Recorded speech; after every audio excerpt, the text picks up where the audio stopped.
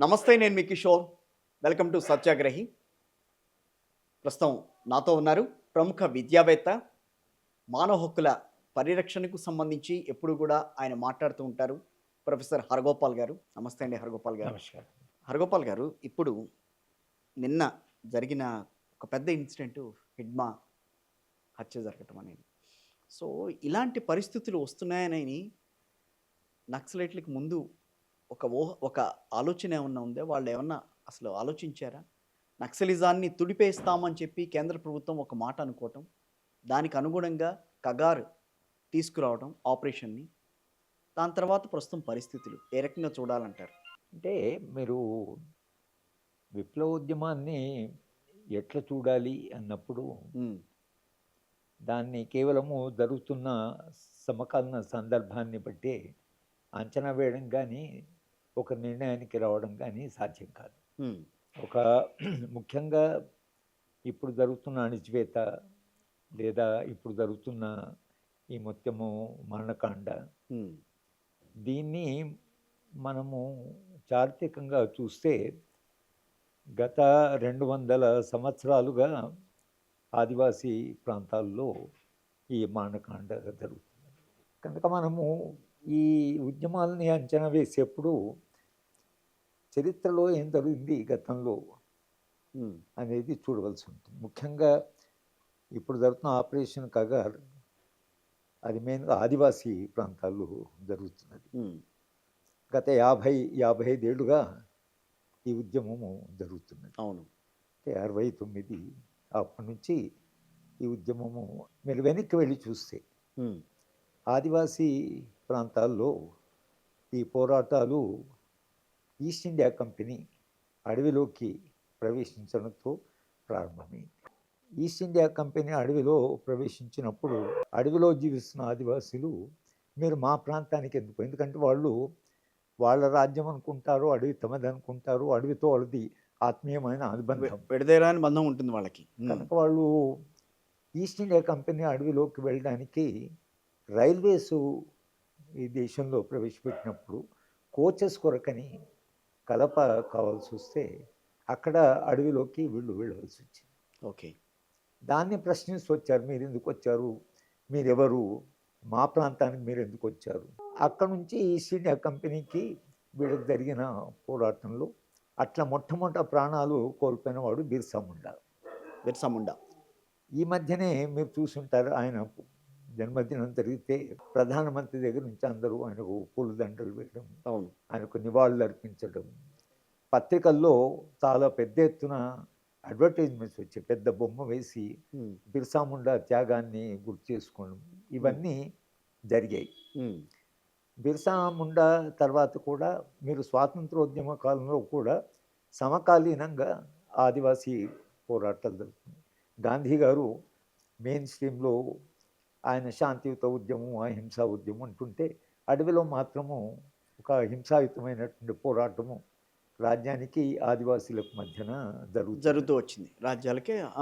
బిర్సా ముండా కానీ లేకపోతే ఆ తర్వాత మీరు సీతారామరాజు కానీ, కొమరం భీం కానీ, రామ్జీ, వీళ్ళందరూ కూడా ప్రాణాలు కోల్పోయిన వాళ్ళు. అవును. వీళ్ళందరూ ఆదివాసీ ఉద్యమాలు రాజ్యానికి వ్యతిరేకంగా పోరాటం చేసిన వాళ్ళు వీళ్ళందరూ. ఉమ్, ఈ పోరాటాలు జరిగిన దీని ఫలితంగా భారత రాజ్యాంగాన్ని రాసేప్పుడు జైపాల్ సింగ్ అని బస్తర్ రాజు, ఉమ్, ఆయన రాజ్యాంగ సభలో సభ్యుడు. ఓకే. మీరు ఆయన ఉపన్యాసాన్ని చదివితే ఉమ్, రాజ్యాంగ సభలో ఆయన ఏమన్నాడని చూస్తే, ఆయన ఏమన్నాడంటే, మేము ఆదివాసీలం, మీరంతా బయట నుంచి వచ్చారు, ఉమ్, రాజ్యాంగ సభలో కూర్చున్న మీరందరూ బయట వాళ్ళే. ఓకే. అంటే ఆర్యుల ప్రవేశం దగ్గర నుంచి ఆయన తీసుకుంటూ, మేమెన్నడూ మిమ్మల్ని విశ్వసించలేదు, ఆ, మీ మీద మాకు ఎన్నడూ నమ్మకం లేదు, కానీ ఇవాళ మీరు మేము కలిసి ఉందాం అనడానికి రాజ్యాంగం రాస్తున్నాం.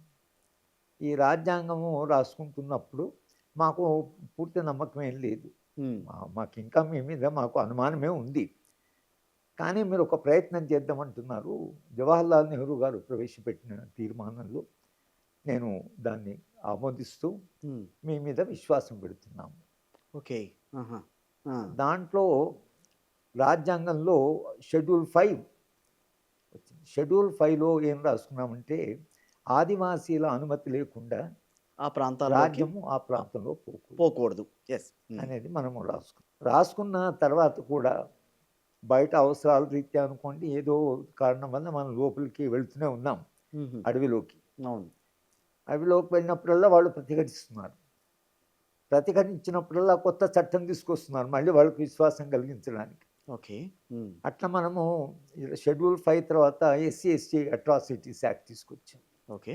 ఆదివాసుల మీద ఏమాత్రం ఇది జరిగినా అణచివేత జరిగినా. దాని తర్వాత 1/70 వచ్చింది. 1/70. పీసా వచ్చింది. Yes. పీసాలో స్పష్టంగా మళ్ళీ ఏం రాస్తుందంటే వాళ్ళ అనుమతి లేకుండా లోపలికి మనం వెళ్ళకూడదు. అడిగి వెళ్ళడానికి వెళ్ళకూడదు. ఆ 2006లో మళ్ళీ ఫారెస్ట్ రైట్స్ యాక్ట్ వచ్చింది.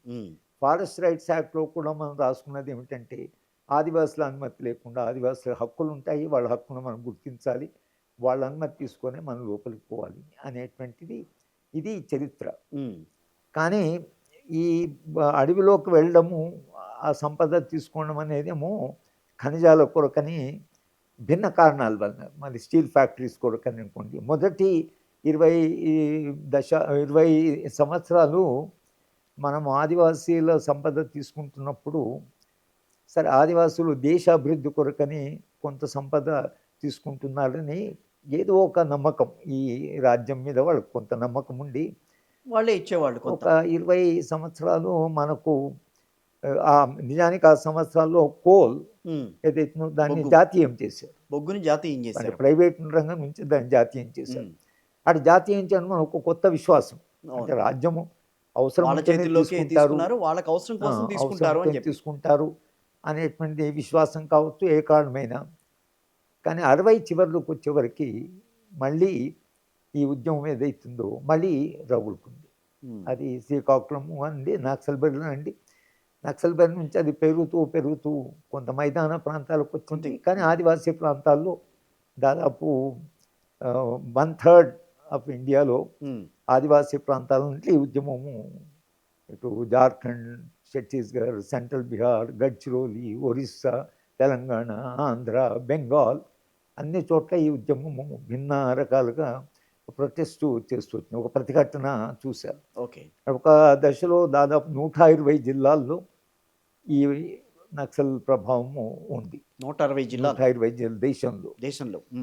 కానీ దీని ఉధృతి ఎప్పుడు పెరిగిందంటే 67, 68లో ఇది మొదట వచ్చిన ఇవాళ కగారు ఉంటుందా లేదా, లేకపోతే నక్సల్ ఉద్యమం ఉంటుందా లేదా అని మీరు అంటున్నారు. అవును. కానీ నక్సల్ ఉద్యమం ప్రారంభమైన నక్సల్బరిలోనే 5-6 నెలల్లో దాన్ని అణచివేశారు. ఓకే. నక్సల్బరిలోనే అది అణచివేశారు. అది బెంగాల్కి వచ్చింది. బెంగాల్లో దాన్ని అణచివేశారు. నక్సల్బరి కాకుండా బెంగాల్లో అణచివేశారు. అక్కడ శ్రీకాకుళం వచ్చింది. శ్రీకాకుళంలో అణచివేశారు. శ్రీకాకుళంలో అణచివేసిన తర్వాత అది తెలంగాణకు వచ్చింది. తెలంగాణలో దాన్ని దాదాపు అది వెనకంజి వేసింది.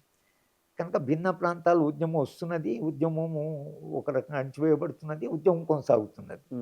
కానీ 1990లో చరిత్ర ఒక మలుపు తిరిగింది. 90, 91లో 80లోనే ప్రారంభమైంది. 80లో మన దేశం అభివృద్ధి నమూనా మారింది.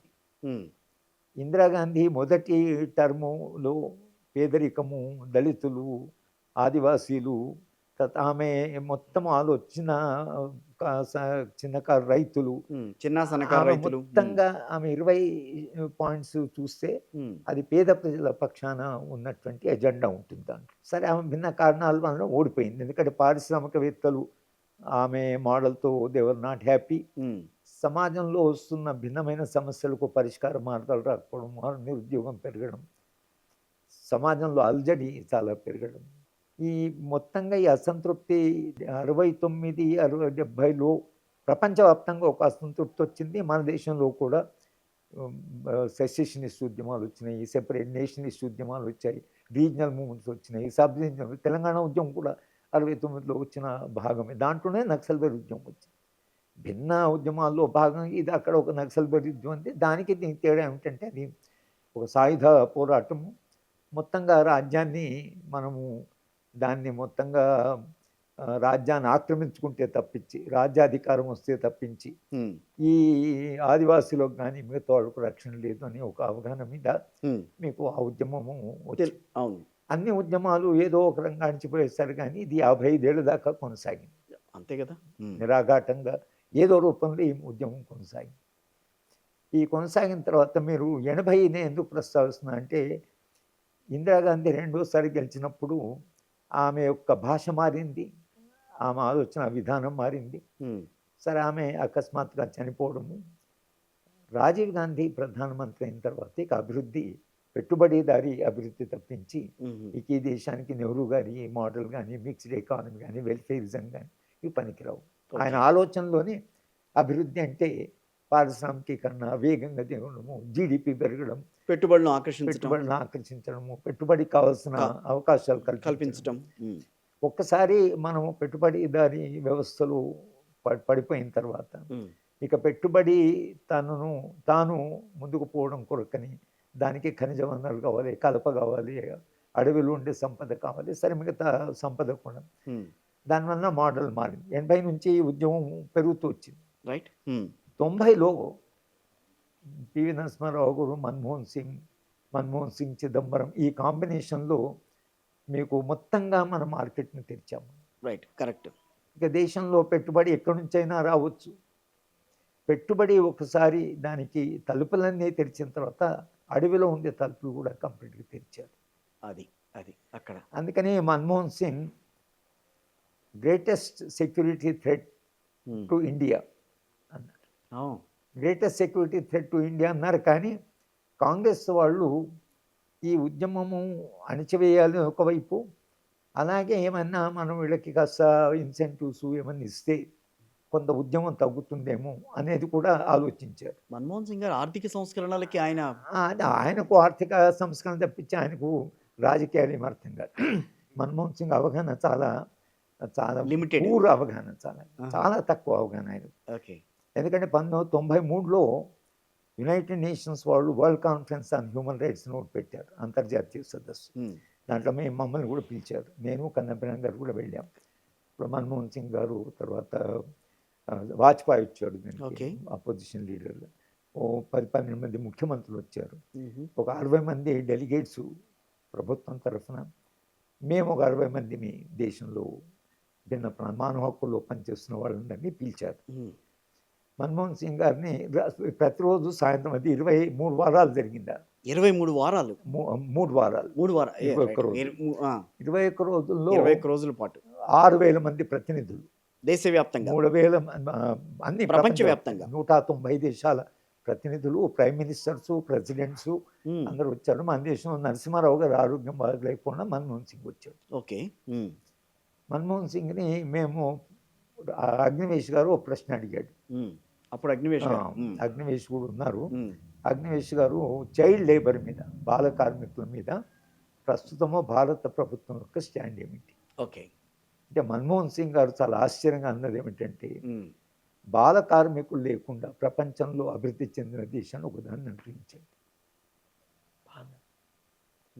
నేను ముందు వరుసలో కూర్చున్నాను. సార్ మీరు ఏంటి ఇటు చెప్తున్నారు? ఇదే యునైటెడ్ నేషన్స్ కింద 1950లో బాల కార్మికుల నిర్మూలన వ్యవస్థ అనేది ఒకటి ఉంది. తర్వాత జవహర్లాల్ నెహ్రూ గారు ఈ యునైటెడ్ నేషన్ మీటింగ్కి వస్తే ఈ ప్రశ్న మేము అడిగుంటే ఆ విధంగానే సమాధానం చెప్పేవాడు. ఓకే. అంటే ఆయన ఏమందంటే, నో ప్రొఫెసర్, నేను ఎకానమిస్ట్, నేను ఎంతకాలం ఎకనామిక్స్ నుంచే చూస్తాను కానీ నాకు మిగతా అంశాల నుంచి ఎక్కువ అవగాహన లేదు అని పాపం ఆయన హంబుల్గానే ఈ మాట అన్నాడు. అంటే ఈ మాట నేను చెప్తున్నానంటే మన అభివృద్ధి యొక్క దిశ, రైట్, అభివృద్ధి యొక్క మొత్తము కోణం ఏదైతే మారిపోయిన తర్వాత అందుకనే అడవిలో పోరాటం చేస్తున్న నక్సలైట్ ఉద్యమాన్ని ఆయన గ్రేటెస్ట్ సెక్యూరిటీ థ్రెట్ అనడానికి ప్రధాన కారణం, వాళ్ళు అక్కడ పోరాటం చేస్తుంటే పెట్టుబడి అక్కడికి పోదు, పెట్టుబడికి అది ప్రమాదం. ఎస్, అంతే కదా మరి. ఇవి వచ్చిన తర్వాత ఇటు అణచివేత, ఎన్కౌంటర్లు, తర్వాత మళ్ళీ కొత్త చట్టాలు. ఓకే. సోనియా గాంధీ గారు కూడా ఆమె 2009లో ఎన్నికల అందరిని పిలిచిందాం, మేమంతా వెళ్ళాం. ఆదివాసీ ప్రాంతాలు ఏం చేయాలి, ఏమి చర్యలు తీసుకుంటే ఆదివాసీ ప్రాంతాల్లో మనకు శాంతి కొంత కనిపిస్తుంది. శాంతి కనిపిస్తుంది. దాంట్లో నందిని సుందర్ ఉన్నారు, బేలాబాటి ఉన్నారు, మేమందరం వాటిని చేసాం. అప్పుడు కూడా మేము అడవిలో వాళ్ళకు ఉండే హక్కులు ఏవైతే ఉన్నాయో హక్కుల పరిరక్షణ చేసి వాళ్ళ సంక్షేమాన్ని గురించి మనము చాలా స్టెప్స్ తీసుకోవాలి. మన అడవిలో సంపద తీసుకునేప్పుడు మాత్రము వాళ్ళ భాగస్వామ్యం ఉండాలి. వాళ్ళతో కూర్చోవాలి, మాట్లాడాలి, మనకు సంపద ఎందుకు కావాలో చెప్పాలి. ఆ సంపద పెరగడంలో వాళ్ళ జీవితాలు మెరుగుపడతాయి, వాళ్ళ జీవితాలు మారుతాయి అనేటువంటిది మనం వాళ్ళని ఒప్పించలేకపోతే మాత్రం వాళ్ళు 200 ఏళ్ళుగా పోరాడుతూ ఉంటారు. అప్పటిదాకా ఇంకా చర్చ జరుగుతుంది, ఏం చేస్తే శాంతి వస్తుందని. ఎప్పుడైతే భారతీయ జనతా పార్టీ వాళ్ళు బలపడుతూ వచ్చారు, అంటే ఆ అభివృద్ధి నమూనా నుంచి వచ్చిన డిసొల్యూషన్మెంటు మీకు 1990-91లో అభివృద్ధి నమూనా వచ్చింది, 92లో రథయాత్ర జరిగింది. అవును, ఈ రెండింటికి సంబంధం ఉన్నది. ఎందుకంటే కల్చర్ను ముందుకు తీసుకొస్తే ఎకనామిక్ డెవలప్మెంట్ కొరకు ప్రజలు ప్రతిఘటిస్తున్నప్పుడు వాళ్ళని మనము సాంస్కృతిక జీవనంలోకి ఒకవేళ తీసుకురాగలిగితే ఈ సమస్యలు ప్రజలు నిరంతరంగా చేస్తుంటే అక్కడ కొంత మనము సంపద తీసుకోవడము అనేది సాధ్యమవుతుంది. ఓకే, అనేది కనుక కల్చరు చాలా ఇంపార్టెంట్. అంటే భారతీయ జనతా పార్టీ వాళ్ళ ఆలోచన విధానంలోని వాళ్ళు కంప్లీట్గా ఈ మోడల్కు కమిటెడ్. క్యాపిటలిజం కాదు, న్యూ లిబరల్ మోడల్ కూడా they are completely committed. Right. కనుక ఈ అభివృద్ధి నమూనాను ముందుకు తీసుకుపోవడానికి కాంగ్రెస్ పార్టీ సరిపోదు. ఓకే, వాళ్ళు క్యారెట్ అండ్ చిక్ అని, తర్వాత వాళ్ళకు చరిత్ర ఉంది, స్వాతంత్రోద్యమ చరిత్ర ఉంది, భారత రాజ్యాంగము రాయడంలో వాళ్ళ ప్రధాన పాత్ర ఉంది. దాంట్లో మన ఆర్టికల్ మనము షెడ్యూల్ 5 చేర్చాము, తర్వాత చట్టాలు తీసుకొచ్చాము. ఇవన్నీ పక్కకు పెట్టేసి కార్పొరేట్ వాళ్ళు ఎవరైతే ఉన్నారో వీళ్ళు పెట్టుబడిదారులు కూడా కాదు. పెట్టుబడిదారికి కొంత కాకుండా కొంత బాధ్యత ఉంటుంది. రాజ్యాంగము, చట్టాలను గౌరవించడము, సంస్థలను గౌరవించడం. పెట్టుబడిదారికి దూరదృష్టి ఉంటుంది. ఈ న్యూ లిబరలిజానికి దూరదృష్టి ఉంటుంది. ఇది చాలా షార్ట్ సైట్. రేపు పొద్దున లక్షాధికారి, రేపు పొద్దున కోటీశ్వరుడు కావాలి. పెట్టుబడిదారు ఎట్లా కాదు, వాడు ఒక పరిశ్రమ పెట్టాలి, పరిశ్రమ నడపాలి, వస్తువును ఉత్పత్తి చేయాలి, అది మార్కెట్ చేయాలి. దాంట్లో వాడు మార్కెట్లో కొనేవాళ్ళు దాన్ని కన్విన్స్ కావాలి, అప్పుడు కానీ వాళ్ళు లాభాలు చేసుకోలేరు. కనుక పెట్టుబడిదారి ఎప్పుడైనా వాడు చాలా దూరదృష్టితో ఆలోచిస్తాడు. అవును, అందుకనే పెట్టుబడిదారి వ్యవస్థ గత 200 ఏళ్ళుగా అది ప్రపంచంలో ఎదుగుతూ ఉందంటే అది రాజ్యాంగము, ఎన్నికలు, ప్రజాస్వామ్యము, హక్కులు అనేటువంటి అన్నీ వచ్చాయి. ఓకే. భారతీయ జనతా పార్టీ అవగాహనలో ఇవన్నీ ప్రధానం కాదు. అభివృద్ధి చాలా వేగంగా జరగాలి, ప్రజలు అభివృద్ధి ఫలాలు అందుకోవాలనా? ఎలా అయితే జీవించారో భారతదేశంలో సామరస్యంగానే జీవించారు, కనుక ఆ జీవనము కొనసాగాలి అనే విషయంలో చేస్తూ మీరు గోల్వాల్కరు రాసిన పుస్తకంలో ఆయన స్పష్టంగా ఈ దేశానికి 3 శత్రువులు, అది ఎప్పుడో 1930లోనే రాశాడు ఆయన. తర్వాత 1970లో ఆయన ప్రధానమైన ప్రతిపాదన ఏమిటంటే ఈ దేశానికి 3 శత్రువులు, కమ్యూనిస్టులు, ముస్లింలు, క్రిస్టియన్లు అని స్పష్టంగా రాశాడు. కమ్యూనిస్టులు, క్రిస్టియన్లు, ముస్లింలు, ఈ 3 దేశానికి శత్రువులు. కనుక అది ఇక ముస్లింలు ఏం చేయాలనేది వాళ్ళ చట్టాలు అది నడుస్తూనే ఉంది. అవును. క్రిస్టియన్స్ మనం చూసాము, అసలు క్రిస్టియన్స్ మీద దాడులు అవన్నీ ఒరిస్సాలో అవును ఆ స్టెయిన్స్ అనేటువంటి వాడి మీద జరిగిన దాడి కానీ, చర్చిల మీద దాడులు కానీ కొనసాగుతూనే ఉంది ఒక దశలో. కమ్యూనిస్టుల విషయంలో భారతీయ జనతా పార్టీ చాలా స్పష్టంగా ఈ భావజాలమే ఇది పరాయి భావజాలం, ఇది దేశానికి వ్యతిరేకం అనేటువంటిది అది రాష్ట్రీయ స్వయం సేవక సంఘ్ కానీ అలాగే భారతీయ జనతా పార్టీ వాళ్ళ అవగాహనలో భాగం. అది దాని మన తప్పట్నానికి ఏం లేదు. వాళ్ళు ఎన్నడూ కూడా నక్సల్ ఉద్యమం గురించి అన్ని రాజకీయ పార్టీలు తమ స్టాండ్ మారుస్తూ వచ్చాయి. ఎన్టీ రామారావు గారు వాళ్ళే దేశభక్తులు అన్నారు. తర్వాత కొందరేమో నక్సల్ బరి భావజాలమే మా భావజాలం అన్నారు, వాళ్ళ మేనిఫెస్టోనే మా మేనిఫెస్టో అన్నారు. కానీ భారతీయ జనతా పార్టీ ఎన్నడూ కూడా అలాంటి మాట అనడం కానీ అలాంటి వాదన చేయడం కానీ ఇప్పుడు చేయలేదు.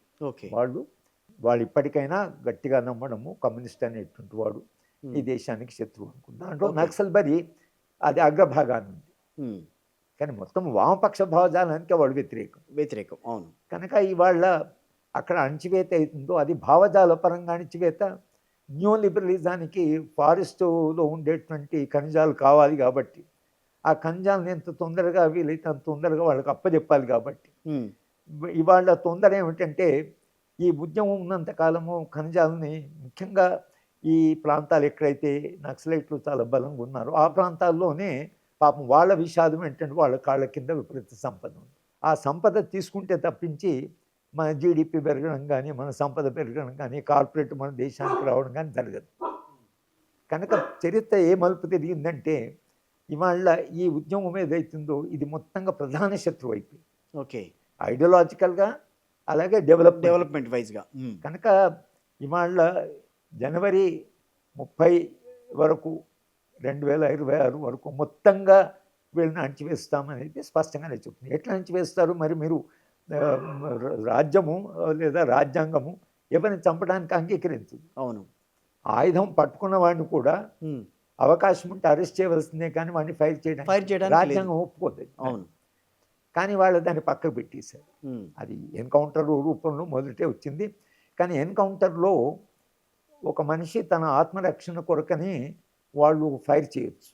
పోలీసులు నక్సల్ మీద ఫైర్ చేస్తే తమ ఆత్మరక్షణ, ఎందుకంటే వాళ్ళకి రైట్ టు లైఫ్ ఉంటుంది కాబట్టి వాళ్ళకి ఆత్మరక్షణ కొరకని వాళ్ళు ఫైర్ చేయొచ్చు. అందుకని ఎన్కౌంటర్లో ఇరువైపులా కాల్పులు జరిగాయి, వాళ్ళు చనిపోయారు. అలా జరిగిన ఎన్కౌంటర్ ఉన్నాయి. ఇటు నుంచి నష్టం జరిగింది, అటు నుంచి నష్టం జరిగింది. ఇవాళ ఏం జరిగిందంటే ఇక నష్టాలు ఎన్కౌంటర్ కాదు, ఎలిమినేట్. భాష మారిపోయింది, ఎలిమినేట్లోకి వెళ్ళిపోయింది. ఎలిమినేట్ అయిపోయారు అంటున్నారు, న్యూట్రలైజ్డ్ అంటున్నారు. Kagar is equal to eliminate. కనుక ఇప్పుడు మేము ఫలానా ముహూర్తం వరకు మేము మొత్తంగా అణచివేస్తామంటే ఎట్లా అణచివేస్తారు? వాళ్ళు ఒకవేళ శాంతి చర్చలకు వస్తామన్నారు అనుకో, అది 1996 నుంచి 2004 వరకు అప్పుడు ఉమ్మడి రాష్ట్రంలో ఆంధ్రప్రదేశ్ మీరు కూడా శాంతి చర్చలకు చర్చలు నేను కూడా భాగమే. శంకరం గారు ఒక అద్భుతమైన వ్యక్తి, దానికి కన్వీనరు కన్నాభిరామ్ గారు, పుత్తూరు వెంకటేశ్వరరావు గారు ఉన్నారు, జయశంకర్ ఉన్నాడు, కోదండరామ్ ఉన్నాడు, వీళ్ళందరూ దాంట్లో తారకం గారు ఉన్నారు. వీళ్ళందరూ దాంట్లో సభ్యులే. మేమేమంతా ఈ 15 మందిని ఒక 10 సంవత్సరాలు ప్రయత్నం చేసి ఇద్దరి మధ్యన శాంతి చర్చలు జరిపేలా చూసాం. 2004లో శాంతి చర్చలు జరిగాయి. మరి ఆ శాంతి చర్చలు ఈ రోజున ఎందుకు జరపకూడదు? అదే అంటే ఆ శాంతి చర్చలలో కొన్ని ప్రజా సమస్యలు వచ్చాయి. మీరు ఆయుధాన్ని పడేయాలని ప్రభుత్వం అడిగింది. అవును. వాళ్ళు ఏమన్నారంటే మీరు భూములు పంచండి పేదవాళ్ళకి. పంచితే మేము పంచితే ఆ భూమిని కాపాడడం కొరకు, ఎందుకంటే మళ్ళీ పెద్దవాళ్ళు వాళ్ళ నుంచి లాక్కుంటున్నారు కనుక దాన్ని కాపాడడానికి మేము ఎవరి ఆయుధము ఉపయోగించము అనేది మీకు మేము వాగ్దానం చేస్తున్నాము. మీరు ఈ ఎజెండా క్యారీ చేయండి. అది భూ సంస్కరణలు కానివ్వండి, లేకపోతే ఈ న్యూ లిబరల్ మోడల్ అవుతుందో మీరు ఆ ప్రపంచ బ్యాంకులో తీసుకున్నటువంటి షరతులని మీరు అంగీకారం వాటి వెనక్కి తీసుకోండి. ఈ దేశ అభివృద్ధి కొరకని మీరు చేస్తే మేము మా వైపు నుంచి ఎటువంటి కాల్పులు ఉండవని ఇదే జరిగింది, చర్చ జరిగింది. ప్రభుత్వం ఏమో ఏ ప్రభుత్వమైనా ఇల్లీగల్గా చట్ట వ్యతిరేకంగా ఆయుధాలు ఎవరు ధరించినా రాజ్యం అంగీకరించదు. ఈ రెండింటి మధ్యన చర్చ జరిగింది. కానీ మొన్న మధ్యన కొంతమంది బయటకు వచ్చిన వాళ్ళు ఆయుధాలు అక్కడ వదిలి మీరు లొంగిపోండి అని చెప్పి కొంతమంది మాట్లాడారు, ఆయుధాలతో సహా లొంగిపోండి అని చెప్పి మాట్లాడారు. దానికి డిఫరెన్స్ ఏమన్నా ఉందండి దాంట్లో? అంటే ఇప్పుడు ఒక్కొక్క చోట చాలా మిలిటెంట్గా ఉన్న చోట వీళ్ళు ఏం చేశారంటే మీరు ఆయుధాలు ఒకవేళ 3 జరిగాయి. ఇప్పుడు ఆయుధాలు లేకుండా ఉండిపోయిన వాళ్ళు ఉన్నారు, ఆయుధాలతో పాటు లొంగిపోయిన వాళ్ళు ఉన్నారు, ఇంకా ఇది కొనసాగిస్తామని వాళ్ళు ఉన్నారు. ఇప్పుడు 3 ఉపాయాలుగా మనకు నక్సల్బరీ ఉద్యమం కనిపిస్తున్నది. కొందరు ఇంకా అసలు మన లేదు ఉద్యమాన్ని ఆదివాసులు ఏమైపోతారో మనం వదిలిపెడితే రేపు పొద్దున వచ్చి గన్లను తోవడం పోతున్న తర్వాత వాళ్ళకి రక్షణ ఏమిటి అనేటువంటి విషయం ఏదైతుందో ఇది వాళ్ళ చర్చలో ప్రధాన భాగం. ఏంటంటే ఒకవేళ ఆదివాసి ఇవాళ నక్సల్బరీ ఉద్యమం లేదా మావోయిస్ట్ ఉద్యమం పూర్తిగా అణచివేయడంలో రాజ్యం సఫలం కావచ్చు, ఎందుకంటే ఇవాళ టెక్నాలజీ మారింది. అవును. ఇజ్రాయెల్ వాళ్ళు డెవలప్ చేసిన టెక్నాలజీ హమాస్ విషయంలో మనం చూసాం. ఎక్కడో కూర్చున్న వాడిని ఒక 100 కిలోమీటర్లు 200 కిలోమీటర్లు గైడెడ్ దాంతో మీరు వ్యక్తిగతంగా వెళ్ళవలసిన అవసరం కూడా లేదు. అవును. ఇజ్రాయెల్ వాళ్ళు ఆ టెక్నాలజీని విపరీతంగా డెవలప్ చేశారు. ఆ టెక్నాలజీ మనకు కూడా ఇచ్చారు వాళ్ళు. అందుకని ఇజ్రాయెల్ విషయంలో మనం ఇప్పుడు కూడా కొంత వెనక స్టాండ్ తీసుకోవడానికి మనము ఒక కాలంలో ఇది మొత్తం పలస్తీన్ ఏమైపోయాయి భారతదేశం. ఎస్ అటువంటి భారతదేశం వాళ్ళు ఇజ్రాయెల్ను ఏదో ఒక రకంగా మద్దతు ఇస్తూనే ఉన్నాం. ఇజ్రాయెల్ వాళ్ళు ఇచ్చిన టెక్నాలజీ చాలా అడ్వాన్స్డ్ టెక్నాలజీ వచ్చింది. కనుక ఇవాళ వీళ్ళు మావోయిస్టులు ఏదో వాళ్ళ దగ్గర ఉండే ఆయుధాలు కానీ వాళ్ళ దగ్గర ఉండే టెక్నాలజీ దీంతో పోటీ పడలేకపోతున్నది. ఎవరైతే అధికారులు ఉన్నారో వాళ్ళు భావజాల పరంగా కానీ లేదా కార్పొరేట్ అభివృద్ధి నమూనా విషయంలో మాత్రం చాలా పట్టుదలగా ఉన్నారు. ఆ విషయంలో భారతీయ జనతా పార్టీ ఏమాత్రం ఈ అభివృద్ధి నమూనా పనిచేస్తుందా పనిచేయదా, కార్పొరేట్ అభివృద్ధి నమూనా దేశానికి పనుకు ఆ చర్చనే వెనక్కిపోయింది. రైట్. కార్పొరేట్లు రావాలి, అదాని అంబానీ వాళ్ళ విషయంలో వాళ్ళు ఏది చెప్తే ప్రభుత్వం అది చేస్తుంది. ప్రభుత్వం చెప్పినట్టుగా వాళ్ళు వినలేదు. వాళ్ళు ఏది చెప్తే ప్రభుత్వం అది చేస్తుంది. కనుక సందర్భం పూర్తిగా మారిపోయింది. అందుకని ఇంత పట్టుదలగా ప్రభుత్వము అంటే మరో ఆలోచన లేకుండా మేము ఆంధ్రప్రదేశ్ ఉమ్మడి రాష్ట్రంలో జరిగినటువంటి ప్రయత్నం లాంటివి చేయాలని ఢిల్లీలో ఒక మీటింగ్ పెట్టాం. తర్వాత చాలామంది 30-40 సంస్థలు వచ్చాయి. మేమంతా కూర్చొని అక్కడ ఒక ప్రతిపాదన చేశాం.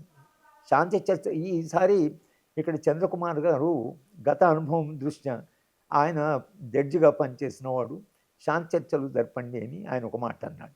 అంటూనే మావోయిస్ట్ పార్టీ శాంతి చర్చలకు మేము సిద్ధం, మేము ఎప్పుడు పిలిస్తే అప్పుడు వస్తాము. కానీ ఎక్కడా కూడా అది ముందుకు లేదు. వాళ్ళు చంద్రకుమార్ చెప్తున్న వాళ్ళు ఒకసారి కాదు చాలాసార్లు ప్రకటించారు, మేము శాంతి చర్చలకు వస్తాము, మమ్మల్ని మీరు మాట్లాడండి.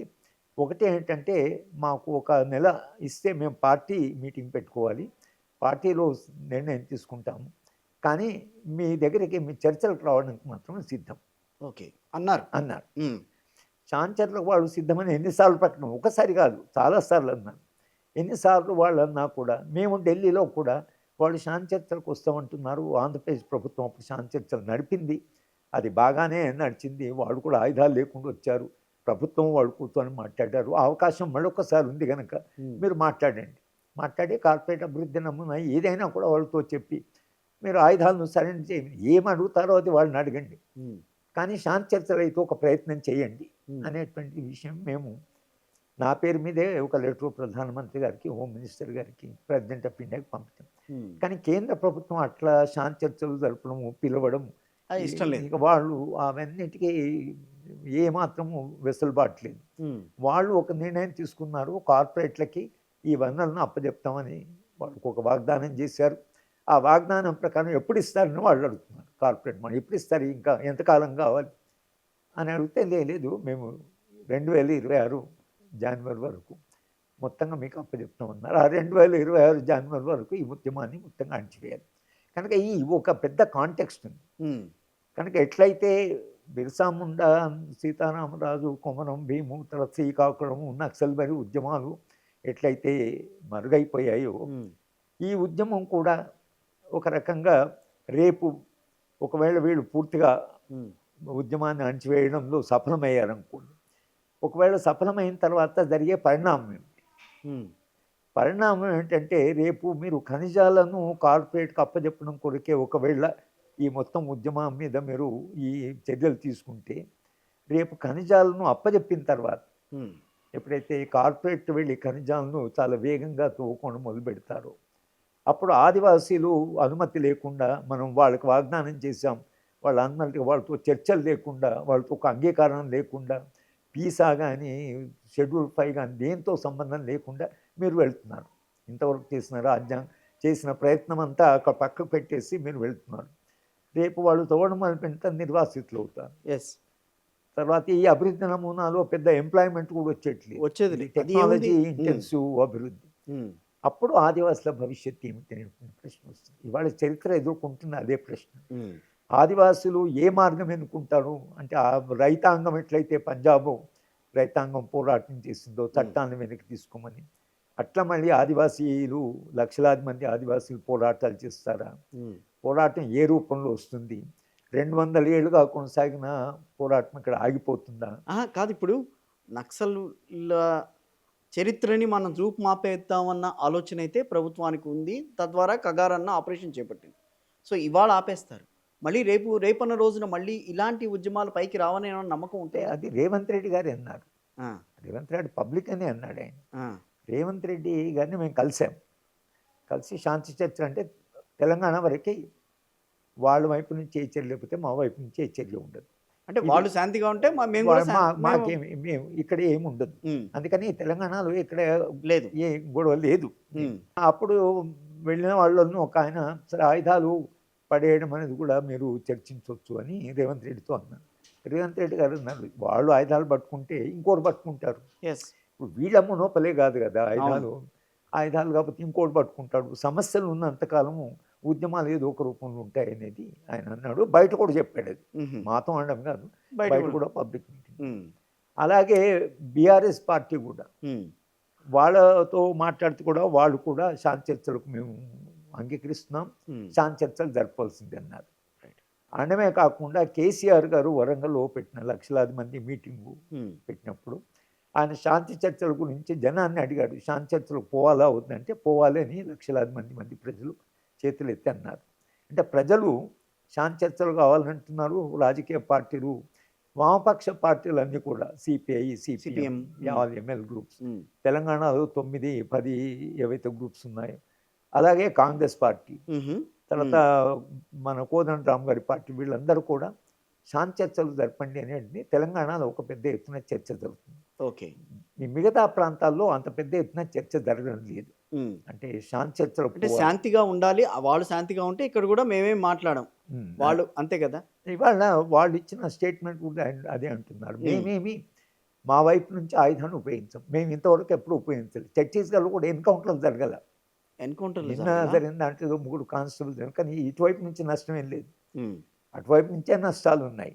ఓకే, కనుక అది వన్ సైడెడ్గా పోరాటం జరుగుతున్నది. ఈ దేశ అభివృద్ధికి, వేగమైన అభివృద్ధికి వీళ్ళు అటంకము అనేటువంటిది ప్రభుత్వమే కాకుండా, కార్పొరేట్లే కాకుండా సాధారణ మిడిల్ క్లాస్ ప్రజలు కూడా అభివృద్ధి కొరకు వీళ్ళు అటంకమే అనేది చెప్పడంలో ఆదివాసుల భవిష్యత్తు ఏమిటి, ఆదివాసులు ఎట్లా బతుకుతారు అని ఆలోచించడము మధ్యతరగతి మానేశారు. అర్బన్ మధ్యతరగతి కానీ, ఈ ప్రొఫెషనల్స్ కానీ, తర్వాత ఈ కొంత రిచ్ క్లాస్ కానీ ఎవ్వరు కూడా మరి ఆదివాసీలకు మనం వాగ్దానం చేశాము, మీ ప్రాంతానికి రావడానికి అనుమతి తీసుకుంటామని రాజ్యాంగంలో రాస్తున్నాం, ఇవేవి కూడా పట్టించుకోకుండా వాళ్ళని అణచివేయడమే బాగుందని ఒక ప్రజాభిప్రాయం కూడా ఉంది. ఆ ప్రజాభిప్రాయం అంటే ఒక మిడిల్ క్లాస్ ప్రజాభిప్రాయం ఉంది. అది కూడా ఇవాళ దీనికి దోహదపడుతున్నది. ఇవాళ ఈ ఉద్యమం మీద జరుగుతున్నదైతే దాడి అనండి, అణచివేత అనండి జరుగుతుందో, ఈ ఘర్షణలో బయట ఉండే చాలామంది కూడా ఇది మరి అభివృద్ధి కావాలి కదా, దేశం చాలా వేగంగా అభివృద్ధి చెందాలి కదా అని ఈ భావజాలంలోకి ఒక మిడిల్ క్లాస్ వచ్చేసి, అంటే అభివృద్ధి నిరోధకులుగా నక్సలైట్లని, ఏ అభివృద్ధి నిరోధకులు అని అన్నప్పుడు ఆ అభివృద్ధి ఏమిటి అనేటువంటిది మీరు నిర్వచనం అయితే లేదు. మనకు 8.5% రేట్ ఆఫ్ గ్రోత్ కావాలి, లేదా 2047 వరకు దేశము ఏదో అత్యున్నతమైన అభివృద్ధి సాధించాలని మనము ముందుకు వెళ్ళిపోవాలి. 2047 వరకు అత్యున్నతమైన అభివృద్ధి దేశంగా మారాలి, అమెరికాను కూడా దాటిపోవాలి అనేటువంటి దగ్గరకు వచ్చేసాం. మనం అమెరికాను దాటవచ్చు, మనం నిజంగానే అభివృద్ధి సాధించవచ్చు, కానీ at what human cost. Right, human cost is the main. America ఇవాళ సంపన్న దేశం కాదని ఎవరు, అత్యున్నత సంపన్న దేశం కాదు, శాంతియుతంగా ఉందా అసలు? అమెరికా ప్రజలు శాంతియుతంగా జీవిస్తున్నారు. మళ్ళీ కలర్ డిస్క్రిమినేషన్ ఉంది, నిరుద్యోగం ఉంది, తుపాకుల హక్కు వాళ్ళకు ఉంది. కాబట్టి ప్రతి పౌరుడికి తుపాకు పట్టుకునే హక్కు ఇచ్చారు వాళ్ళు. మన దేశంలోనేమో మనకు తుపాకు పట్టుకునే హక్కు లేదు.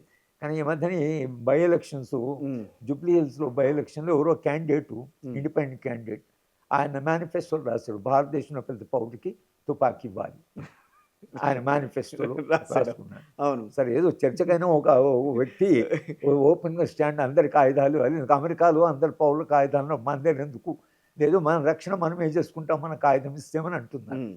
సరే అది చాలా మొత్తం సమాజాన్ని, భారత సమాజాన్ని ఆయుధాలు ఇస్తే ఆ పరిస్థితి ఏమిటో మనకు తెలియదు. సరే రాజ్యానికే ఆయుధం కలిగి ఉండే హక్కు ఉన్నది అనేది నిజమే. కానీ ఇంత శాంతి చర్చలకి అన్ని పార్టీలు లేకపోతే ప్రభుత్వాలు ముందుకు వస్తున్నప్పుడు హిడ్మా లాంటి వాళ్ళని లొంగిపోతామని వచ్చినప్పుడు వాళ్ళ మీద అటాక్ చేయటమో, వాళ్ళని ఎన్కౌంటర్ చేయటమో జరిగిందని చెప్పి వార్తలు వచ్చినాయి కదా.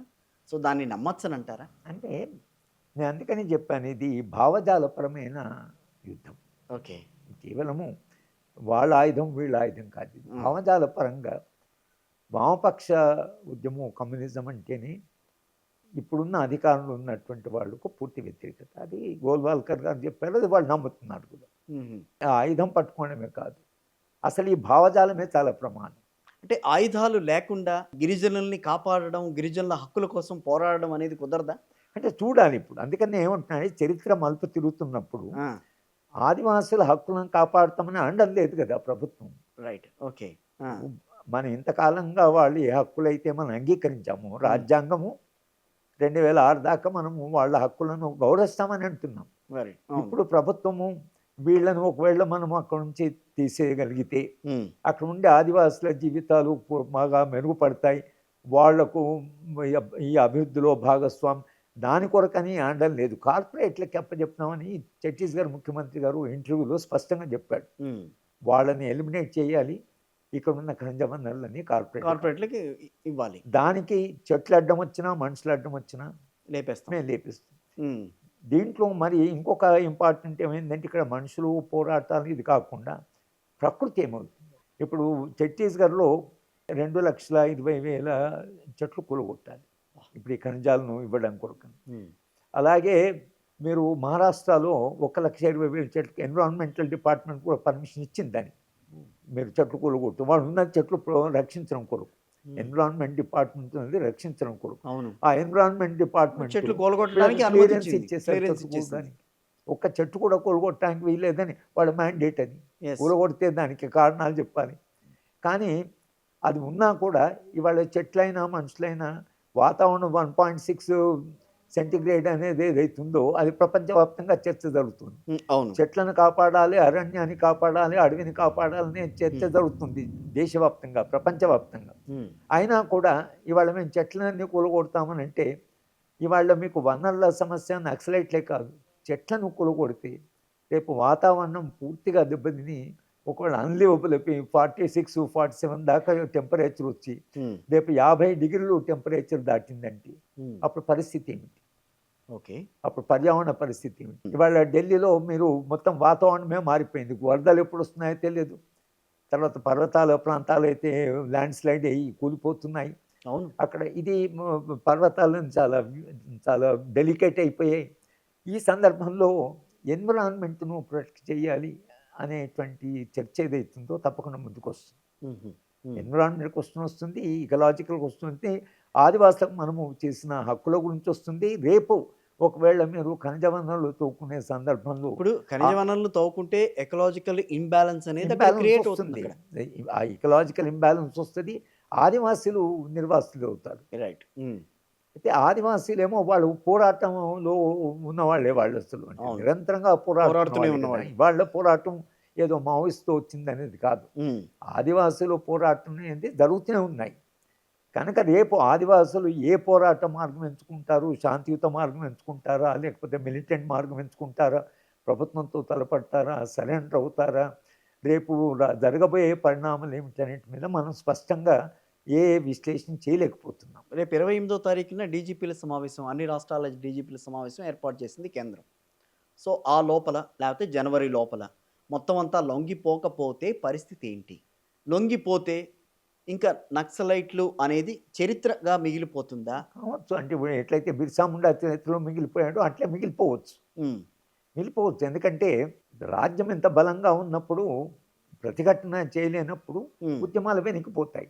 అంత వెనక్కిపోయిన వాళ్ళు సీతారామరాజు గారిని మళ్ళీ ఉత్పన్నం కాదని ఒకసారి ఉద్యమము మరొకసారి పరిస్థితులు మారిన కొద్దీ రేపు భారతీయ జనతా పార్టీ అధికారంలో ఉంటుందని ఎన్నికల రాజకీయాలు ఉన్నాయి, రేపు ఈ పార్టీ ఓడిపోయి ఇంకో పార్టీ వస్తే దాని విధానం వేరే ఉండదు. లేదా సమాజ అనుభవం దృష్ట్యా అభివృద్ధి నమూనా మోడలే మారవచ్చు. మీరు ఇప్పుడు న్యూయార్క్ మేయర్ ఎట్లా ఎన్నికయ్యారు సోషలిజం నినాదం మీద, అమెరికాలో మేయర్ ఏంటంటే మన ఇట్లా ఇది నమ్మకాన్ని శక్యం. నేను అమెరికాలో ఉన్నప్పుడు పదం అంటే వాడు భయపడేవాళ్ళు, సోషలిస్ట్ కమ్యూనిస్టా మీరు అని అనేవాడు. అంటే కొంచెం న్యాయం కావాలి సమయం ఏంటి ఇట్లా కమ్యూనిస్ట్ భాష మాట్లాడుతున్నారు అనేవాళ్ళు. న్యాయం అని అనకూడదు, న్యాయం కాదు అది. అమెరికా వాళ్ళ ఆలోచన అంతా భిన్నంగా ఉంటుంది. నాకైతే చాలా ఆశ్చర్యం వేసేది. ఇది మనం కనుక ఈ భాషనే అక్కడ మాట్లాడడం, ఎందుకంటే అమెరికా కుటుంబాలతో ఓ 10 కుటుంబాలతో ఉన్నాను. కుటుంబాలతో ఉన్నాం కాబట్టి చర్చ జరిగేది. ఎస్. చర్చ జరిగితే మనం ఏ మాట అన్నా కూడా భయపడేవాళ్ళు అమెరికా వాళ్ళు. అటువంటి చోట శాండర్స్ అనేవాడు ఒకడు వచ్చాడు. ఈయన మేయర్ అయితే నేను ఆస్తులనే పంచుతా అంటున్నాడు, సంపద పంచుతా అంటున్నాడు. అది మన రాజ్యాంగంలో రాస్తున్నది. కనుక ఇప్పుడు మోడల్ ఎక్కడికి దారితీస్తుందో తెలియదు. అమెరికాలో న్యూయార్క్ వాళ్ళు అంత పెద్ద ఎత్తున ఆయన గెలిపించారంటే అది కూడా ముస్లిం. ఒక ముస్లింను అమెరికాలో మైనార్టీ చెందిన ముస్లింని ఏ హంగులు ఏ వనరు లేకుండా ఆయన 10 నెలల క్రితం ప్రారంభించాడు క్యాంపెయిన్. అవును. చిన్న చిన్న గ్రూప్ దగ్గరికి వెళ్ళి మాట్లాడుతూ వచ్చాడు. అక్కడ పోతుంటే అందరిని ఆపి ఒక 5 నిమిషాలు వినండి అని ఇట్లా క్యాంపెయిన్ చేసి ఆయన మేయర్ అయిపోయాడు. అంటే ఇప్పుడు సోషలిజం అక్కడ కూడా మళ్ళీ వేళ్ళు అనుకుంటుందని అనుకోవచ్చా? అంటే మార్క్స్ ఒక విషయం రాశాడు. మార్క్స్ ఏమన్నాడంటే మానవాళి తన సుదీర్ఘ ప్రయాణంలో అంతిమంగా 2 ప్రత్యామ్నాయాలు మిగులుతాయి. ఒకటి సోషలిజం, లేకపోతే బార్బరిజం. ఇవి 2 మిగులుతాయి. బార్బరిజం అంటే మనుషులను చంపుకోవడం జరుగుతూనే ఉంది. రోజు తల్లి పిల్లల్ని చంపుతుంది, పిల్లలు తల్లిని చంపుతున్నారు, భర్త భార్యను చంపుతున్నాడు, భార్య భర్తను చంపుతున్నాడు. ఇదంతా జరుగుతూనే ఉంది. ఎక్కడో తోట సమాజంలో సంక్షోభం వచ్చింది. ఆల్రెడీ ఆ సంక్షోభాన్ని మనం చూడవచ్చు. కనుక ఈ తీవ్రమైన సంక్షోభము మానవ సమాజం ఎదుర్కొన్నప్పుడు ప్రత్యామ్నాయ మార్గాలు చేసే మరింత మానవీయ సమాజం కావాలి అని ఎప్పుడో ఇప్పుడు కాకుండా రేపైనా అనుకుంటారు. రైట్. ఒక సామరస్యంతో కూడి సహజీవనంతో కూడి శాంతి సమాజాన్ని మనిషి కోరుకుంటాడు. మనిషి ఆదాయం పెరగాలి, హంగులు పెరగాలి, మనకు సుఖమైన జీవితం కావాలి అని అనుకుంటాడు మనిషి. కానీ ఈ సుఖవంతమైన జీవితం కూడా ఒక అర్థం ఉండాలి. రైట్, కరెక్టే. అది సమాజంలో ఉట్టిగా నేను జీవించడం కాదు కదా, ఒక మెకానికల్గా జీవించగా నాకు లక్షలు. మీరు స్విట్జర్లాండ్లో రెఫరెండం పెట్టారు. ఏం పెట్టారంటే మీ ప్రతి వాళ్లకు మీకు సరిపోయే ఆదాయం ఇస్తాం, పని ఇవ్వం, కానీ మీకు కావలసిన ఆదాయం ఏదైతుందో ఆదాయాన్ని మేము ఇస్తాం అని అన్నారు. అని రెఫరెండం పెట్టారు. ప్రజలు దాన్ని తిరస్కరించి మాకు పని కావాలి, పని మాకు ఆదాయం, పనితో పాటు ఆదాయం కావాలి. పని లేకుండా నేను డబ్బులు ఉంటే నాకు ఆదాయం ఇస్తామంటే మన కరోనా కాలం లాగా అయిపోతుంది. అంతే కదా. అంటే ఇప్పుడు ఏంది, మీరు ఇంట్లో ఉంటారు, ఆదాయం వస్తుంది, ఏం చేస్తారు, సంపద వస్తువులు కొంటారు, కానీ ఇంట్లో అంతే. ఇది జీవితం కాదు, మానవ జీవితం అంటూ ఉండదు కదా. కరెక్టే. కనుక మనుషులు ఎక్కడో ఒక చోట ఒక సామరస్యమైన ప్రేమతో కూడిన మానవీయమైన ఒక సమాజాన్ని కోరుకుంటారు. కనుక రేపు ఇవాళ కాకుండా రేపు న్యాయము. ఎందుకంటే మా బాలగోపాలు ఆయన అన్నీ వదులుకొని పౌరకులు కొరకు పనిచేస్తారు, అంతా త్యాగం చేసి. ఆయన ఎవరో అడిగారు మీడియా వాళ్ళు, మిమ్మల్ని ఏం నడిపిస్తున్నది, ఇంత కష్టపడుతున్నారు, బస్ స్టాండ్లో పడుకుంటారు, తినరు, నిద్ర లేదు అంటే న్యాయభావన అనేది నన్ను నడిపిస్తుంది అన్నాడు. కనుక ఒక మనిషిని న్యాయభావన కూడా నడిపిస్తుంది. ఎస్. కనుక సమాజంలో న్యాయం కావాలి అనే భావజాలాన్ని మీరు పూర్తిగా తీసేయలేరు. కరెక్ట్. కనుక రేపు ఒక మానవీయ సమాజం కావాలి, మనుషులంతా కలిసి జీవించాలి, ఒకరినొకరు చంపుకోవడం కాదు, ఒకరినొకరిని ప్రేమించుకోవాలి, ప్రేమతో కూడిన జీవితము, మనుషులను ప్రేమించి మనుషులను ఇష్టపడి సమిష్టి జీవనం ఏదైతుందో ఈ ఆలోచన ఏదైతుందో ఈ ఆలోచనను దానికి అంతం లేదు. ఓకే, ఉద్యమాలకు మీరు అంతం ఉండొచ్చు, కానీ మానవీయ సమాజం కావాలనే దానికి అంతం ఉండదు. ఓకే. ఆ సమాజం వచ్చేదాకా మనుషులు భిన్న రకాలుగా ఏదో పోరాటాలు చేస్తూనే ఉంటారు, దాని కొరకు ఆ స్వప్నం కొరకైనా పోరాటాలు చేస్తుంటారు. కనుక పోరాటం ఒకరు ఆ విధంగా ఆదివాసీ సమాజం మనకంటే చాలా సివిలైజ్ సమాజం అది. ఎందుకంటే వాళ్ళకు సొంత ఆస్తి లేదు, వాళ్ళకు రేపంటూ లేదు, కూడబెట్టుకోవడం లేదు, పేరు లేదు, రికగ్నిషన్ లేదు, అంత కలెక్టివ్, అంత సమిష్టి జీవనం ఉన్నటువంటి ఆదివాసీ సంస్కృతి ఏదైతుందో దాంట్లో మానవత్వం ఉంది. రైట్. మానవీయమైన లక్షణం ఉంది దానికి. కనుక అలాంటి సమాజం ఏదైతుందో దాన్ని మనం వెళ్ళి ఆ సమాజం డిస్టర్బ్ చేయవచ్చు. రైట్. కానీ అలాంటి సమాజం కావాలి అని మానవ సమాజం స్వప్నించడం ఏదైతుందో అది అక్కడ ఆగదు. రైట్. కనుక ఉద్యమాలు ఎందుకొరకు వస్తాయంటే మరింత మానవీయ సమాజం కొరకు. ఎక్కడో అన్ని ఉద్యమాల్లో అంతర్లీనంగా ఉండే ఒక స్వప్నం ఏముంటుందంటే మనుషులంతా కలిసి ఉండాలి, మనుషులందరికీ పని కావాలి, అందరికీ కాస్త జీవించేంత ఆదాయం కావాలి, అందరూ సుఖంగా జీవించాలి అని ఇప్పుడు అనుకోకున్నా ఆ స్వప్నం ఏదైతుందో అది కొనసాగుతుంది కదా. దాని కొరకనే మనుషులు ఏదో రకంగా పోరాటాలు చేస్తూనే ఉంటారు. ఆ పోరాటాలు ఏ రూపంలో ఉంటాయనే మనం చెప్పలేము. ఇదే రూపంలో ఉంటాయా సాయుధ పోరాటాలు అనేది మనం చెప్పలేము. రాజ్యము తీసుకునేటువంటి నిర్ణయాల మీద, వాళ్ళ నిర్ణయాల స్వభావం మీద పోరాటాలు ఆధారపడి ఉంటాయి. ఉమ్, పోరాటం యొక్క స్వభావం కూడా రాజ్యం తీసుకునేటువంటి చర్యల మీద చర్చల మీద ఆధారపడి, చర్యల మీద రేపు ఆధారపడి. రాజ్యము ఈ ఇప్పుడున్న రాజ్యమే కాకుండా రేపు మళ్ళీ సంక్షేమం అనేటువంటి భావజాలంతో న్యూయార్క్ మేయర్ లాగా రేపు భారతదేశంలో ఒక కొత్త ఆల్టర్నేటివ్ రాజకీయాలు వచ్చాయనుకోండి, ప్రత్యామ్నాయ రాజకీయాలు. ఇప్పుడు చరిత్ర ఇట్లే ఉండదు కదా, ఉండదు. ఓ అవును. 50 ఏళ్ల తర్వాత భిన్నంగా ఉంటుంది. ఉమ్, ఓ 50 ఏళ్ల క్రితం మేము చిన్నవాళ్ళు ఉన్నప్పుడు సమాజం ఒక రకంగా ఉంది, సమాజం అనుకోకుండా ఒక రకంగా మారింది. ఈ సమాజం మారుతుంది, yes. మనిషి నిరంతరంగా చలనంలో ఉంటాడు కనుక సమాజం మారుతుంది. ఉమ్, ఏ రకంగా పోరాటాలు, కానీ ఈ ఉద్యమాలు పోరాటాలు అనేవి దేని మీద ఆధారపడిందంటే రాజ్యము, రాజ్యాధికారం, దాని స్వభావం ఏమిటి, అది ఏం చేయాలనుకుంటుంది, ఎలాంటి సమాజం నిర్మించాలనుకునే దాని మీద పోరాటాలు ఆధారపడి. ఉమ్, రాజ్యం ఇలాగే ఉంటే ఈ రాజ్యము ఏదైతే దీని స్వభావం కూడా మారుతుంది, రైట్. ఉండదు, ఇలా ఉండడానికి వీల్లేదు. హిడ్మా జరిగింది ఎన్కౌంటర్ అని అంటారా, లేకపోతే లొంగిపోయే టైంలో జరిగిన ఎన్కౌంటర్ అని ఇప్పుడు అంటారా? ఎన్కౌంటర్ అనే ప్రశ్న లేదు. ఎన్కౌంటర్ అనే ప్రశ్న విచారణ జరపమంటున్నారు, అది పారదర్శకంగా జరుగుతుందని భావిస్తున్నారా? ఏది చనిపోవటం మీద దాని మీద విచారణ జరపాలి అని చెప్పి చాలామంది కోరుతున్నారు. అది పారదర్శకంగా జరుగుతుందా, అది ఎన్కౌంటరా అసలు కాదా? విచారణ జరుగుతుందా లేదని నాకు అనుమానం. ఆ, ఈ సో ప్రభుత్వం విచారణ జరుగుతుందా లేదా అన్నది కూడా దాని అనుమానం. విచారణ కూడా ఉమ్, మొత్తము ఈ 2-3 నెలలు జరిగిన ఆ మొత్తం మీద విచారణ ఉండాలి. ఇప్పుడు ఆయుధాలతో పాటు లొంగిపోండి, ఆయుధాలు లేకుండా లొంగిపోండి అన్న దానికి తేడా ఏమన్నా ఉంటుందండి? ఆయుధాలు లేకుండా లొంగిపోవడం అంటే ఆయుధం అడవిలో ఉంటుంది, రైట్. ఆయుధం అయితే అక్కడ ఉంటుంది, ఆయుధం వాళ్ళు ఎప్పుడైనా పట్టుకోవచ్చు కదా ప్రభుత్వం. అందుకని ఆయుధాలతో లొంగిపోయిన వాళ్ళను ఎంతైతే గౌరవిస్తున్నదో ఆయుధాలు లేని వాళ్ళ మీద వాళ్ళకి అనుమానమే ఉంటుంది. గౌరవం అంటే ఇంకోటి గుర్తొచ్చింది. ఇప్పుడు వీళ్ళంతా లొంగిపోయిన తర్వాత వాళ్ళకి సమాజంలో సరైన సముచిత స్థానం కల్పిస్తుందా ప్రభుత్వం? అంటే సమాజం కాదు కానీ వాళ్ళకు ముందు మనం డబ్బులు ఇస్తున్నారు, ఉమ్, డబ్బులు ఇవ్వడం వలన ఇనీషియల్గా వాళ్ళకి ఏమి ఇబ్బందులు లేకుండా కాస్త చూస్తున్నారు. ఉమ్, వీళ్ళందరినీ కొంత వాచ్ కూడా ఉంటుంది, వీళ్ళు వాచ్ మళ్ళీ ఉంటుంది. ఎక్కడ ఏం చేస్తారు అనేది ఒక వాచ్ ఉంటుంది. ఉమ్, వాళ్ళు మొత్తం సమాజం కలిసి ఆ విధంగా చూస్తే ఒక మైనింగ్ ఓనరు, ఉమ్, అంటే ఆయన కంజవనర్లో లో ఉన్న ఒక పారిశ్రామికవేత్తనండి, అతను ఈ ఒక మాట ఏమన్నాడంటే, ఇప్పుడు వేణుగోపాల్ ఎవరెత్తున్నారు అవును. ఆయనకు తన కంపెనీలో అడ్వర్టైజ్మెంట్ ఏజెంట్గా పెట్టుకుంటాను, ఉమ్, ఆయనతో పాటు ఉండిపోయిన వాళ్ళందరికీ పని కల్పిస్తాను.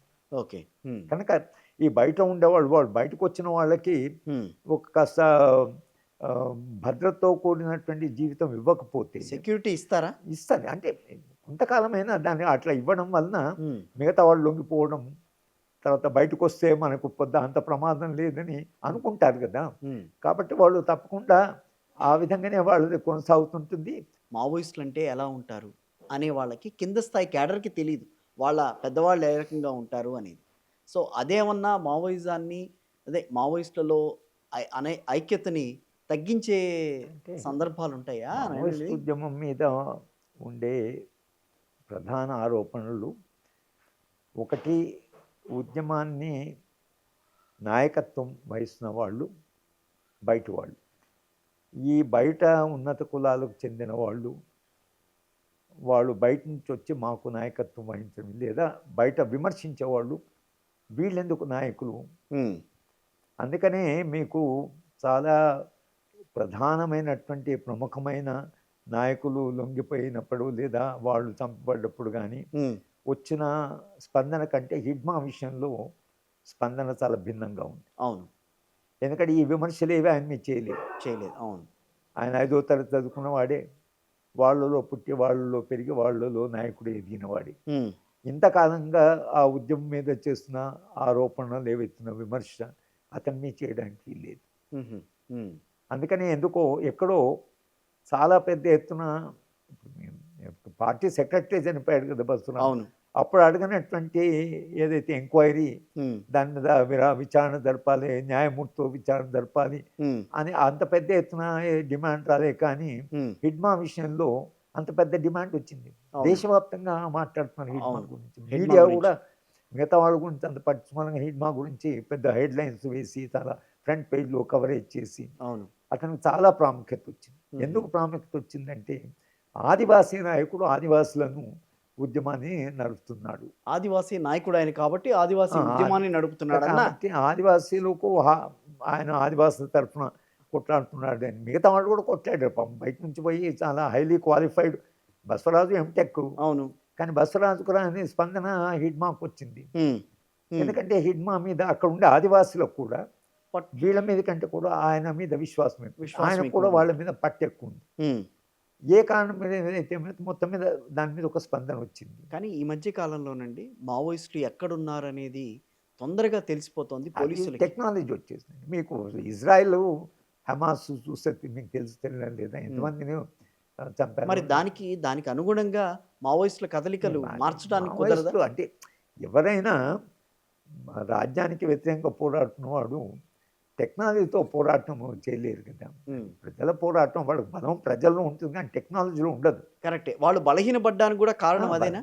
బలహీనపడడానికి అది ఒక కారణము. తర్వాత రాజ్యం కూడా హ్మ్. ఇంతకాలంగా వాళ్ళు కూడా 50 ఏళ్ళ నుంచి తమ స్ట్రాటజీ కూడా మార్చుకుంటారు కదా. దీని వెనక ఏమైనా కోఆర్ట్ ఆపరేషన్స్ ఏమైనా జరిగినాయని అంటారా? ఒకటి మొదటి జరుగుతున్నాయి అది. జరుగుతూనే ఉన్నాయి. ఆ! మీరు బిర్సా ముండా కోవర్టే. బిర్సా ముండా రహస్య స్థలాన్ని కోవర్ట్ చెప్తేనే బ్రిటిష్ వాళ్ళు బ్రిటిష్ అక్కడికి వెళ్ళి వాళ్ళ చెల్లెలు ఇంట్లో వాళ్ళ బంధువులు సరే అప్పుడు సరే ఈ మధ్య కాలంలో అంటే కోవర్ట్ అనేది అప్పటి నుంచి ఉందంటున్నాను. ఉన్నది. రాజ్యము వెళ్ళి హ్మ్. లోపల చేరి తర్వాత సమాచారం ఇవ్వడం అప్పటి నుంచి ఇప్పటిదాకా రాజ్యం కూడా హ్మ్. తన పద్ధతులు తనకుంటాయి కదా. రైట్. కరెక్ట్. వాళ్ళ దగ్గర ఉన్న హంగులు కానీ వాళ్ళు కొందరు తమ వాళ్ళని పంపంతో లేదా అక్కడ లోపల వాళ్ళని కొందరిని హ్మ్. వాళ్ళని కాంటాక్ట్ చేసే వాళ్ళు ఉండే బలహీనతలు కావచ్చు, లేదా పార్టీలో వాళ్ళకి వచ్చిన డిఫరెన్స్ ఏదో ఒక కారణం వలన వాళ్ళు బయటకు వచ్చిన వాళ్ళు సమాచారం వాళ్ళ దగ్గర చాలా ఉంటుంది. కానీ దశాబ్దాల పాటు నడిచిన మావోయిస్టులు ఏం సాధించారు అంటే హరగోపాల్ గారు ఏం చెప్తారు? ఏం సాధించారంటే ఇవాళ మీరు తెలంగాణలో ఎవరి జర్నలిస్ట్ చూసినా, ఎడిటర్స్ చూసినా, హ్మ్. యూనివర్సిటీలో అధ్యాపకులను చూసినా, ప్రజా ఉద్యమాలను చూసినా, పౌర హక్కుల ఉద్యమం చూసినా, లాయర్లను చూసినా అందరి మీద వాళ్ళ ప్రభావం హ్మ్. ప్రత్యక్షంగానో పరోక్షంగానో ఎలా? అందరి మీద ప్రభావం. అంటే మంచి మనుషులు ఉన్నారు, మాట్లాడుతున్నారు. కనబరం గారు ₹1,00,00,000 చేసుకునేవాడు. ₹1,00,00,000 హ్మ్. ఎందుకు అంత హానెస్ట్గా ఉండిపోయాడు? బాలగోపాల్ ఉద్యమాన్ని ఎందుకు ఆయన ఉద్యోగాన్ని వదిలిపెట్టి కింద ఎందుకు పడుకున్నాడు? అంటే మీరు వీళ్ళని చూస్తే అవును. ఎందుకు మనుషులు ఇంత అద్భుతంగా ఎదిగారు? ఇంకా మానవీయంగా మాట్లాడే వాళ్ళు ఇంతమంది ఎందుకున్నారు? హ్మ్. ఎందుకు జర్నలిజంలో ఉన్నటువంటి వాళ్ళు హ్మ్. ఎంత సానుభూతిపరులుగా ఉండి రాస్తున్న వాళ్ళు ఎంతమంది ఉన్నారు జర్నలిస్టు. హ్మ్.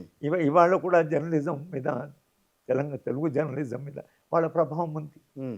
కనుక ప్రభావం లేకుండా త్యాగం కదా. త్యాగాలు చేస్తున్నవాడు ఎప్పుడైనా ఇన్స్పైర్ చేస్తాడు. ఇంత చదువుకున్న పిల్లలు అక్కడ ఎందుకు పోతున్నారు? హ్మ్. సాహిత్యం మీద, విప్లవ రచయిత సంఘం మీద, నవలల మీద మీరు వాళ్ళ ప్రభావము విస్తృతంగా ఉంది దేశంలో. అవును. కనుక మన ప్రభావం అనేది అది కేవలం ఏదో రాజ్యమేనే కాదు. హ్మ్. ప్రభావం సమాజం మీద కూడా ఉంటుంది. ఉద్యమాల ప్రభావం. హ్మ్. త్యాగాలు చేస్తున్నప్పుడు వాటి ప్రభావం తప్పకుండా ఉంటుంది. హ్మ్. కనుక ఇది జీవితము అనేది ఏదైతే ఉందో వాళ్ళు కేవలం అక్కడ ప్రాణాలు ఇచ్చారు పోరాడుతున్నారని కాదు. హ్మ్. సమాజంలో దాని ప్రభావం ఏదైతుందో అయితే ప్రభావము ఎంత కాలం ఉంది, ఎంత లోతుగా ఉంది, ఎంతమందిని ప్రభావితం చేస్తారు అనేది అంచనా వేయడం కష్టం. హ్మ్. చరిత్రలో మీరు సంఘటన దగ్గర ఉన్నప్పుడు అంచనా వేయడం చాలా కష్టం. ఏం ప్రభావం చేసింది అని. ఓకే. కానీ దాని ప్రభావం అనేది రాను రాను మనకు కనిపిస్తుంది. హ్మ్. కనుక ఇప్పుడు దీని ప్రభావం వచ్చే తరం మీదేంటి? హ్మ్. ఇంకా సమస్యలు పెరిగితే దీని ప్రభావం ఏమిటి హ్మ్. అనేది మనం ఆలోచించాలి. కానీ ఎంత ప్రభావం వేసినా లోతెంత అనేది మనం ఇప్పుడు సరిగా అంచనా వేయలేం కానీ తప్పకుండా దాని ప్రభావం. కానీ సోషలిజం నుంచి ప్రస్తుతం క్యాపిటలిజం వైపు ప్రభుత్వాలు వెళ్తున్న పరిస్థితుల్లో ఇంకా సోషలిస్ట్ భావాలు పెంపొందించుకోవటం గానీ, సోషలిస్ట్ భావాలు అమలు చేయాలని చెప్పి ప్రభుత్వాల మీద ఒత్తిడి తేవటం కుదురుతుందని అంటారా? సమస్యలు అట్లా బయటికి రావు. హ్మ్. భావజాల పరంగా రావు. హుహుహు. నిరుద్యోగం ఉందనుకోండి. రైట్. లక్షలాది మంది నిరుద్యోగులు ఉన్నారు. ఓకే. ఒక ఉత్తరప్రదేశ్‌లో 50,000 కానిస్టేబుల్‌కి ఉద్యోగ 50 లక్షల ఓహ్! చాలా అప్లికెంట్స్. మందొచ్చారు. అవును. మా 50 దగ్గర లాక్స్. 1000 ఉద్యోగాలు చేసి 5 లక్షల మంది నుంచి 3 లక్షల మంది కూర్చున్నారు. హ్మ్. వీళ్ళంతా ఎవరు? వీళ్ళంతా ఏమైపోతారు? అవును. ఈ పిల్లలందరి భవిష్యత్తు ఏమిటి? అంటే ఇప్పుడు స్త్రీ పురుష సంబంధాలని హింస పెరుగుతున్నది. హింస పెరిగినప్పుడు మహిళలు ఆలోచిస్తారు ఎందుకు ఇంత హింస పెరుగుతున్నది? హింస ఎట్లా పోతుంది? అనేటువంటి ఆలోచిస్తారు. అంటే మానవ సంబంధాలు కూడా ఇవి సోషలిస్ట్ భావజాలం అని తెలియకపోవచ్చు. హ్మ్. ఓ భావజాలంలో భాగమని తెలియకపోవచ్చు. కానీ మనుషులు తమ తమ జీవితాలు బాగుపడాలని పోరాటాలు చేస్తూనే ఉంటారు భిన్న రకాలు. అది శాంతియుతంగా కావచ్చు, అది ఎడ్యుకేషన్ కావచ్చు, ధారణ కావచ్చు, అది ప్రభుత్వాన్ని ఓడగొట్టడం కావచ్చు. ఉమ్, ఇప్పుడు ఎన్ని చోట్ల ప్రభుత్వాలు, కానీ ఆ ప్రభుత్వం కాంగ్రెస్ ప్రభుత్వం అన్ని రోజులు పరిపాలించిన వాడు ఓడిపోయి భారతీయ జనతా పార్టీ ఎలా గెలిచింది? ఉమ్, ఇందిరాగాంధీ అంత ఆమె నియంతగా ప్రవర్తిస్తే ఎట్లా ఓడిపోయింది? ఉమ్. ఎన్టీ రామారావు లాంటి వాడు ఎలా ఓడిపోయాడు? అంటే వీళ్ళందరూ ఎందుకు ఓడిపోయారు అంటారు? కేసీఆర్ ఎందుకు ఓడిపోయారు? అంటే సమాజంలో ఆలోచన ఉంది కనుక ఎన్నికల రాజకీయాలు కూడా మనకు అది కనిపిస్తుంది. ఎంతకాలం కొనసాగుతుందంటే మా సమస్యల పరిష్కారం కాదు కాబట్టి నిరుద్యోగులు మళ్ళీ మొన్న పోరాట బాటకు ఎన్నికల్లో వెళ్తారు. నిరుద్యోగం అంతా తిరిగారు. అవును. రేపు నిజంగా ఏ ప్రభుత్వమైనా మా సమస్యలు పరిష్కరించే ప్రభుత్వం కావాలని అడుగుతారు కదా. ఉమ్, సబ్స్టాంటివ్గా నిజంగా పరిష్కరించే రాజకీయాలు వచ్చేదాకా ఇట్లనే జరుగుతుంది. ఉమ్. నిజంగా ఆనెస్ట్గా కమిటెడ్గా తప్పకుండా సమస్యలు పరిష్కారం చేస్తాను అని నిజాయితీ కలిగినటువంటి నాయకత్వం వచ్చేదాకా రాజకీయాల్లో ఈ అస్తవ్యస్తత ఉంటుంది. అంటే మావోయిస్టులను మీరు వేరు వేయొచ్చు, మావోయిస్ట్ సిద్ధాంతాన్ని మాత్రం మీరు ఎక్కడా కూడా సిద్ధాంతం అంటే దాన్ని మరి చెరపలేరు అని అంటారా? చాలా మందికి ఆ సిద్ధాంతం అని తెలియకపోవచ్చు. ఓకే, అది సిద్ధాంతం అని తెలియకపోవచ్చు. ఫార్మర్స్ ఉద్యమం ఉందనుకోండి, కార్పొరేట్ వాళ్ళని మేము వ్యవసాయ రంగంలోనికి రానివ్వము. ఇది సోషలిజంలో భాగమా, మావోయిజంలో భాగమా, ఏదైనా కార్పొరేట్ను వ్యవసాయంలోకి రానివ్వము. వీల్లేదు. అది సోషలిస్ట్ భావాలు అని అంటామా? ఇక దాన్ని మావోయిస్ట్ భావాలు అని అంటామా? సమాజంలో ఉండే అది అంటున్నాను. సామాజిక సంబంధాలు మారాలి. ఎస్. స్త్రీ పురుష సంబంధాలు ఇట్లా రేప్ చేయడము, మహిళల మీద దాడులు చేయడం, ఇది మారాలి. ఇది మారాలి అంటే దాని అర్థం ఏంటి? స్త్రీ పురుష సంబంధాలు మానవీకరించబడాలి. అందరికీ ఉద్యోగాలు రావాలి. అందరికి పని వచ్చేదాకా వాడు పని రాను పోరాటం చేస్తున్నాడు. వ్యవసాయ రంగంలో మాకు తగినంత ఆదాయం కావాలి. ఆదాయం వచ్చేదాకా రైతులు పోరాటం చేస్తూనే ఉంటారు. కనుక అన్ని రంగాల్లో మైనారిటీస్, ఇంత అభద్రత ఉన్న మైనారిటీ మాకు హక్కులు కావాలి, మేము ఈ దేశంలో సభ్యులమే, వాళ్ళ పోరాటాలు వాళ్ళు చేస్తుంటారు. ఈ పోరాటాల యొక్క సారాంశం ఏమిటంటే ఒక ఆల్టర్నేటివ్ సమాజం కావాలి, మా సమస్యను పరిష్కరించే ఒక ప్రత్యామ్నాయ సమాజం కావాలి, లేదా ప్రత్యామ్నాయ రాజకీయాలు కావాలి. దాన్ని మీరు సోషలిజం అంటారా, దాన్ని వెల్ఫేరిజం అంటారా, దాన్ని సామాజిక మార్పు అంటారు, ఏదైనా కూడా సమాజంలో ఉండే చలనం ఏదైతుందో ఆ చలనం ఏ దిశగా వెళ్తుంది అని అంటే, ఒక సామాజిక శాస్త్ర విద్యార్థిగా సమాజము ఎన్ని ఆటుపోట్లు పడ్డా ఒక మంచి సమాజం కొరకే సమాజంలో మనుషులు పోరాడతారు, కానీ ఒక చెడ్డ సమాజంలో నిరంతరంగా బతకాలని ఎవరు. అవును. కనుక స్వప్నం అనేది మనుషులంతా మనుషులుగా బతకాలి, మనిషి. ఇక దీన్ని సోషలిజం అండి, కమ్యూనిజం అండి, దీన్ని ఏమన్నానండి. ఈ ఆలోచన ఏదైతే మనిషిగా బతకాలి, ప్రతి మనిషి ఇంకో మనిషిని గౌరవించాలి, అందరికీ సమానత్వం ఉండాలి, సమానంగా మనుషులు సమానంగా జీవించాలి. ఓడి ఎత్తున ఓడి పైన, ఓడి ఆధిపత్యం ఓడి కింద ఉండడం ఏదైతుందో ఇది సమాజం కొంతకాలంగా చేస్తుంది. కానీ వాళ్ళ పిల్లల్ని చూసినా, మహిళలను చూసినా, నిరుద్యోగం చూసినా, ఆదివాసిని చూసినా, దళితులు వాళ్ళ మీరు వెనకటి కాలంలో ఉన్నట్లు ఉండమని అంటే దళితుడు ఉంటాడా? అంతే కదా. దళితుడు తన జీవితం మారాలని అనుకుంటున్నారు కదా. మరి తమ మీద ఆధిపత్యం చేస్తున్నారని తమకు సంబంధించిన కులం వాళ్ళ మాలవాళ్లకు వ్యతిరేకంగా మాదిగ వాళ్ళు పోరాటం చేస్తారు కదా, మాకు న్యాయం జరగాలి, వాళ్ళు మా మీద ఆధిపత్యం చేస్తున్నారు అంటే ఆ వర్గంలో కూడా మాకు డిగ్నిటీ కావాలి, మాకు ఆత్మగౌరవం కావాలని పోరాటం చేశారు. పోరాటాలు అనేవి దేశవ్యాప్తంగా పిల్లలు మంచి చదువు కావాలంటున్నారు, మాకు సరి అయిన పేదవాళ్ళు మాకు నాణ్యమైన విద్య కావాలంటున్నారు, మేము విద్యా పరిరక్షణ ఉద్యమంలో కూడున్నాం, అందరు పిల్లలకు నాణ్యమైన విద్య ఇవ్వండి, అన్ని స్కూళ్ళను బాగా నడపండి, కామన్ స్కూల్ విద్యా విధానం పెట్టి కోటీశ్వరుడైనా పేద పిల్లవాడైనా ఒకే చోటు చదువుకునేటువంటి విధానం తీసుకురండి. ఇవన్నీ కూడా ఏ భావజాలంలో భాగం అంటారు? ఇవైతే క్యాపిటలిజంలో భాగం అయితే భాగం కాదు. ఇది క్యాపిటలిజం భావజాలంలో భాగం కాదు. ఇక దాన్ని ఏ భావజాలం అంటారంటే, అనుకున్నవాడు సోషలిజం అనుకోవచ్చు, దాన్ని వెల్ఫేరిజం ఏదనుకున్నా కూడా ఒక ప్రత్యామ్నాయమైనటువంటి ఆలోచన విధానం సమాజంలో తన సమాజం సమస్యలు పరిష్కరించేదాకా నిరంతరంగా సమాజంలో ఒక చలనం ఉంటుంది. మావోయిస్ట్ అనే పదం చరిత్రలోకి వెళ్ళిపోతుందా, లేకపోతే మరో రూపంలో మళ్ళీ ఉద్యమంగా వచ్చే అవకాశం ఉంటుందా? మార్క్సిజము, మావోయిజం అనేది అవుతుందో అవి ఒక రకమైన ప్రాపంచిక దృక్పథాలు, అంతే ఆలోచన కావచ్చు, కానీ ఒక మనిషి ప్రభావం కాదు. మావో అనే మనిషి ప్రభావం కాదు, ఆ భావజాలం యొక్క ప్రభావం. బట్ చైనాలో అది ఒక మార్పు తీసుకొచ్చిన వాళ్ళు ఏమైంది, సోషలిజం నుంచి క్యాపిటలిజంకి వచ్చింది. వాడు సోషలిజం నుంచి క్యాపిటలిజం ఇంకొకటి సోషలిజం నుంచి క్యాపిటలిజంకి వచ్చిన తర్వాతే చైనా లాంటి దేశాలు అభివృద్ధి చెందినాయి కదా. చెందాయి, ఆ. అభివృద్ధి చెంది. కానీ మీరు చైనాలో వెళ్ళి ఎవరిని అడిగినా, ప్రొఫెసర్ని అడిగినా విపరీతంగా అసమానత పెరిగిపోతున్నాయి అంటున్నారు. రైట్. సామాజిక అసమానతలు అయితే గ్రామీణ ఉంటాయి. ప్రాంతాల్లో చైనా వాళ్ళు అడుగుతున్నారు. మా స్నేహితుడు ఒక ఆయన చైనా మీద గత 60 ఏళ్ళుగా పరిశోధన చేస్తున్నాడు, ఒకే గ్రామం మీద. ఉమ్. ఆయన మొదట ఆ గ్రామానికి వెళ్ళినప్పుడు తక్కువ ఇన్కమ్ ₹1 అయితే ఎక్కువ 5 రూపాయలు, 1:5. మొన్న వెళితే ఆ 1:250 అయింది. అంతరం అంత పెరిగింది. ₹250. అవును. అంటే ఇంకా పెరుగుతున్నది. అక్కడ కూడా ఈ మొనోపలి వచ్చేసింది, ఇవన్నీ వచ్చాయి. వచ్చిన తర్వాత మళ్ళీ వాళ్ళు ప్రశ్నలు అడుగుతున్నారు. తెనాన్మెన్ స్క్వేర్ జరిగింది కదా చైనాలో. కనుక పిల్లలు రివోల్ట్ చేశారు కదా. అవును. ఇవాళ వాళ్ళు నిరంతరంగా అభివృద్ధి అని, అంటే సోషలిజం నుంచి మీరు క్యాపిటలిజంకు వచ్చిన వలన సోషలిజం నుంచి క్యాపిటలిజంకు రాదని అనుకున్నారు.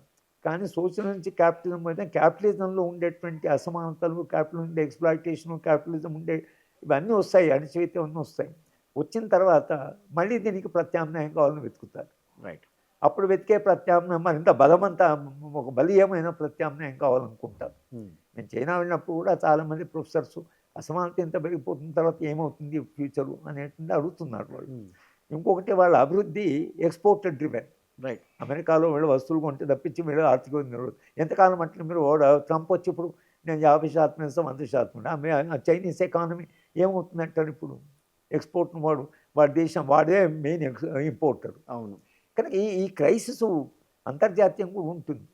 ఇవాళ మీరు ప్రపంచంలో చాలా దేశాల్లో ఈ క్యాపిటలిజము దాని స్వరూపం అంటారు. చాలామంది నియంతలు వచ్చారు.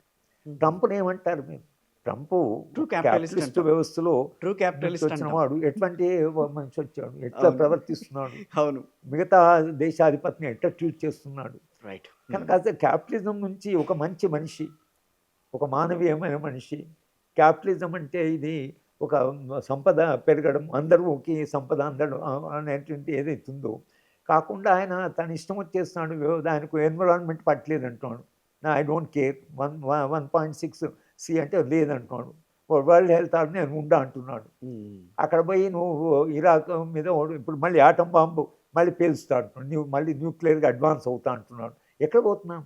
ఎన్విరాన్మెంట్ గురించి మాట్లాడితే ట్రంప్ నాకు ఎన్విరాన్మెంట్ సంబంధం లేదంటాడు. I don't care for environment. ఇప్పుడు ఇది ఇట్లా ఎన్విరాన్మెంట్ కేర్ చేయమంటే మీరు యూరోప్లో టెంపరేచర్ పెడితే మొన్న సమ్మర్లో ఎక్కడెక్కడికో పరిగెత్తారు యూరోపియన్స్. ఎంతకాలం అట్లా మనుషులు బతకగలరు? కనుక కొన్ని మౌలికమైన ప్రశ్నలు ఏవైతున్నాయో మానవ సమాజం ముందు ఉంటాయి. రైట్. ఆ మౌలిక సమస్యల పరిష్కారం జరిగేదాకా అది ఏ భావజాలం జరుగుతుందని కాదు, కానీ ఆ మౌలిక సమస్యల పరిష్కారం అయ్యేదాకా మానవ సమాజం నిరంతరంగా ఒక యుద్ధ వాతావరణంలో ఉంటుంది. ఆ భావజాలాన్ని తెలుసుకోవటమే మనలో ఉన్న దారిద్ర్యం. ఏది చేసినా దాన్ని సోషలిజం అని పెట్టవచ్చు, కానీ మానవ సమాజం మారుతుంది. ఒక మానవీయ సమాజం కావాలనే స్వప్నం ఏదైతుందో మనిషిలో నిరంతరంగా ఉంటుంది అనేది ఒక చారిత్రక వాస్తవం. రేవంత్ సర్కార్ అంటే ప్రస్తుతం ఇక్కడన్న రాజకీయాల మీదకి వస్తే ప్రస్తుతం తెలంగాణలో రేవంత్ సర్కార్ పనితీరు బాగుందని అనుకుంటున్నారా? ఇప్పుడు రేవంత్ రెడ్డి గారు ఆయనేమి భావజాల పరంగా అట్లా ఎదిగిన వాడేం కాదు. ఆయన కొంత రియల్ ఎస్టేటు ఆ బ్యాక్గ్రౌండ్ నుంచి వచ్చారు. కనుక రేవంత్ రెడ్డి గారికి ఒక ఆల్టర్నేటివ్ ప్రాపంచిక దృక్పథం ఉంటుంది, ఒక ఆల్టర్నేటివ్ మోడల్ ఆఫ్ డెవలప్మెంట్ ఉంటుందని కాదనుకో. కానీ తెలుగు సమాజం, ముఖ్యంగా తెలంగాణ సమాజము నిరంతరంగా ఆధిపత్యానికి, అణచివేతకి వ్యతిరేకంగా ఏదో ఒక రకంగా, అది నక్సల్ ఉద్యమం అనండి, లేదా కమ్యూనిస్ట్ పార్టీ అనండి, తెలంగాణ ఆర్మ్ స్ట్రగుల్ అనండి, కొమరం భీం అనండి, సమ్మక్క సారక్క అనండి, ఈ పోరాటాలు చేసిన ఒక చరిత్ర తెలంగాణకు ఉంది. అందుకని రేవంత్ రెడ్డి ఎన్నికల క్యాంపెయిన్ చేస్తూ ఒక మాట ఉన్నాడు, ఆకలితో ఉండడానికైనా తెలంగాణ వాళ్ళు ఇష్టపడతారు, కానీ స్వేచ్ఛ మీద దాడి చేసి ఊరుకోవడం. అది కరెక్టే. సరే, తెలంగాణ వాళ్ళు ఎలాగో ప్రత్యామ్నాయం ఊరుకోమంటే రేవంత్ రెడ్డి ఉండేది. కానీ అభివృద్ధి నమూనా తెలంగాణలో భిన్నమైంది తీసుకొస్తాం అనేది కాకుండా, ఇక్కడ ఎట్లయితే హైటెక్ సిటీ వచ్చిందో ఆయనకున్న కోరిక, ఆయనకున్న ఎప్పుడు ఒక స్వప్నం ఏంటంటే 4th సిటీని డెవలప్ చేయాలి అనేది ఆయనకు బాగా బలమైన కోరిక. దానికి ఆయన పుష్ చేస్తున్నాడు. కానీ నిజమైన సమస్యలను అడ్రస్ చేయకపోతే మళ్ళీ దీంట్లో రేవంత్ రెడ్డి గారి సర్కార్ మీద కూడా ఇవాళ చాలా విమర్శలు వస్తున్నాయి. 2 ఏళ్ళైనా అందరూ ఎవరైతే ఒక ఆల్టర్నేట్ ఎన్నుకున్నామని అనుకున్న వాళ్ళే మళ్ళీ ఆలోచిస్తున్నారు, ఏంటి అసలు ఇట్లా మన ఏమీ ప్రభావం లేకుండా పోయింది సమాజంది, పౌర సమాజం. ఉమ్, కనుక పౌర సమాజము మళ్ళీ ఆలోచిస్తున్నారు, మీటింగులు పెట్టి ఏంటి అసలు తెలంగాణ ఇట్లయిపోయింది, తెలంగాణ ఇటు పోతున్నది ఏమిటి అవును. అనే విషయం ఏదైతుందో ఆ చర్చ జరుగుతున్నది. కానీ ఆయన మొదట చాలామందిని పిలిచి మాట్లాడాడు. ఇవాళ ఒక కమిటీని అనౌన్స్ చేశారు, ఉమ్, అడ్వైజరీ కమిటీ ఫర్ గవర్నమెంట్. ఉమ్, దాంట్లో అరుదైన వ్యక్తుల్ని వేశారు. ఉహు, నోబెల్ ప్రైజ్ విన్నర్స్ వేశారు, ఉమ్, ప్రజల కొరకు పోరాటం చేసినటువంటి అరుణారాయణ వేశారు, ఉమ్, తన ఐఏఎస్ పదవిని రిజైన్ చేసినట్టు అరుణారాయ్ కానీ హర్షమందన్ను వేసుకున్నారు దాంట్లో. ఉమ్, ఆ కమిటీలో నోబెల్ లార్డ్స్ వేసుకున్నారు, తర్వాత ఫార్మర్ రిజర్వ్ బ్యాంక్ గవర్నర్స్ని వేసుకున్నారు. ఉమ్, సో దానికి ఒక పెద్ద అంటే సమాజంలో హూ ఇస్ హూ, ఎవరు సమాజంలో గౌరవం పడుతున్నారో 16 మందిని ఆ కమిటీలో వేశారు. ఉమ్, ఆ కమిటీ ఎలా పనిచేస్తుంది అది అడ్వైజరీ అన్నారు. అవును. ఆ కమిటీలో నాకు దగ్గర స్నేహితులు ఉన్నారు దాన్ని, వాళ్ళు అసలు ఈ అభివృద్ధి నమూనాన్ని అంగీకరించరు. ఉమ్, మరి వాళ్ళని అడ్వైజరీ కమిటీలో ఉన్నారు, వాళ్ళు ఇప్పుడు ఇది అభివృద్ధి ఇది కాదని అంటే ఇప్పుడు అడ్వైజరీ కౌన్సిల్ మాట వింటారా వినరా? వినరా? అవును. ప్రైమ్ మినిస్టర్కు అడ్వైజర్స్ అని ఉంటారు. ఉమ్, సుఖమయ చక్రవర్తి అని ఆయన ఈ was adviser to prime minister. నేను ఒకసారి ఢిల్లీలో కలిసినప్పుడు అడిగాను, మీరు అడ్వైజరీ ఏం అడ్వైజ్ ఇస్తారు మీరు అని. అయ్యో నన్ను ఆయన కలిస్తే కదా ప్రధానమంత్రి ఒక్కసారి కూడా నన్ను కలవలేదు, కానీ నన్ను అడ్వైజర్ అంటున్నారు. ఓకే. కనుక ఈ అడ్వైజరీ కౌన్సిల్ వేసుకుంటే ఈ అడ్వైజరీ కౌన్సిల్ మాత్రము నిజంగా చాలా వేసుకున్న వాళ్ళలో ఇటు పూర్తి ఈ అభివృద్ధిని సపోర్ట్ చేసేవాళ్ళు ఉన్నారు, రేవంత్ రెడ్డి గారి వాళ్ళు చేస్తామని నేను పూర్తి అపోజ్ చేసేవాళ్ళు, ఉహు, దీని మధ్య మార్గంలో ఉన్నవాళ్ళు ఉన్నారు. ఉమ్, ఈ అడ్వైజరీ కౌన్సిల్ రేపు ఆయన కన్వీన్ చేస్తే వాళ్ళు స్పష్టంగా మాట్లాడవలసింది మాట్లాడతారు, విమర్శించేవాళ్ళు విమర్శిస్తారు, ఆయన చెప్పేవాళ్ళు మెచ్చుకునేవాళ్ళు చెప్పాల్సి, మెచ్చుకుంటారు. మెచ్చుకునేవాళ్ళు కానీ మెచ్చుకుంటారు. కమిటీలో ఉన్న వాళ్ళందరూ ఈ అభివృద్ధి నమూనాను అంగీకరించేవాళ్ళు కాదు, ఉహు, కానీ వేసుకున్నారు.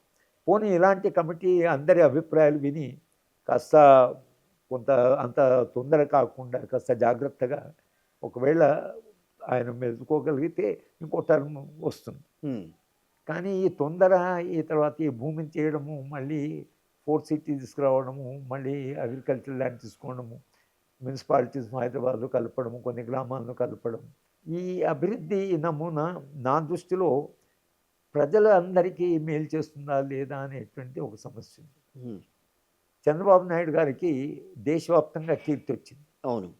చాలా గొప్ప ముఖ్యమంత్రిని. ఎక్కడ వెళ్ళినా ఉమ్, నేను దేశమంతా నా వృత్తిరీత్యా అస్సాం వెళ్ళినా, కర్ణాటక వెళ్ళినా, బెంగాల్ వెళ్ళినా, ఎక్కడ వెళ్ళినా కూడా నార్త్ ఇండియాలో కూడా చంద్రబాబు నాయుడు మీ ముఖ్యమంత్రి, ఉమ్, అటువంటి ముఖ్యమంత్రి మాకు కావాలన్న వాళ్ళు ఉన్నారు. ఉమ్, కానీ ఎన్నికలు ఓడిపోయారు. ఎందుకు ఓడిపోయారంటారు? ఆయన అభివృద్ధి నమూనా సాధారణమైన ప్రజలు, సామాన్య ప్రజలు అంగీకరించలేదు. ఓకే. అంగీకరించిన వాళ్ళంతా ఆర్టికులేట్ ఉన్నారు, అందరూ బాగానే మాట్లాడారు, ఆర్టికల్ రాశారు, చంద్రబాబును మెచ్చుకుంటూ. కానీ కానీ జనబాహుళ్యంలో తీరా ఎన్నికలు వచ్చిన తర్వాత పేద ఎందుకు ప్రజలకి ఓడిపోయారు? అందట్లా. ఆంధ్ర రాష్ట్రం వచ్చింది, ఉమ్, సెపరేట్ అయింది. అవును. ఆయన ఫస్ట్ చీఫ్ మినిస్టర్ ఆయనే కదా, ఎందుకు ఓడిపోయారంటారు 5 ఏళ్ళ తర్వాత?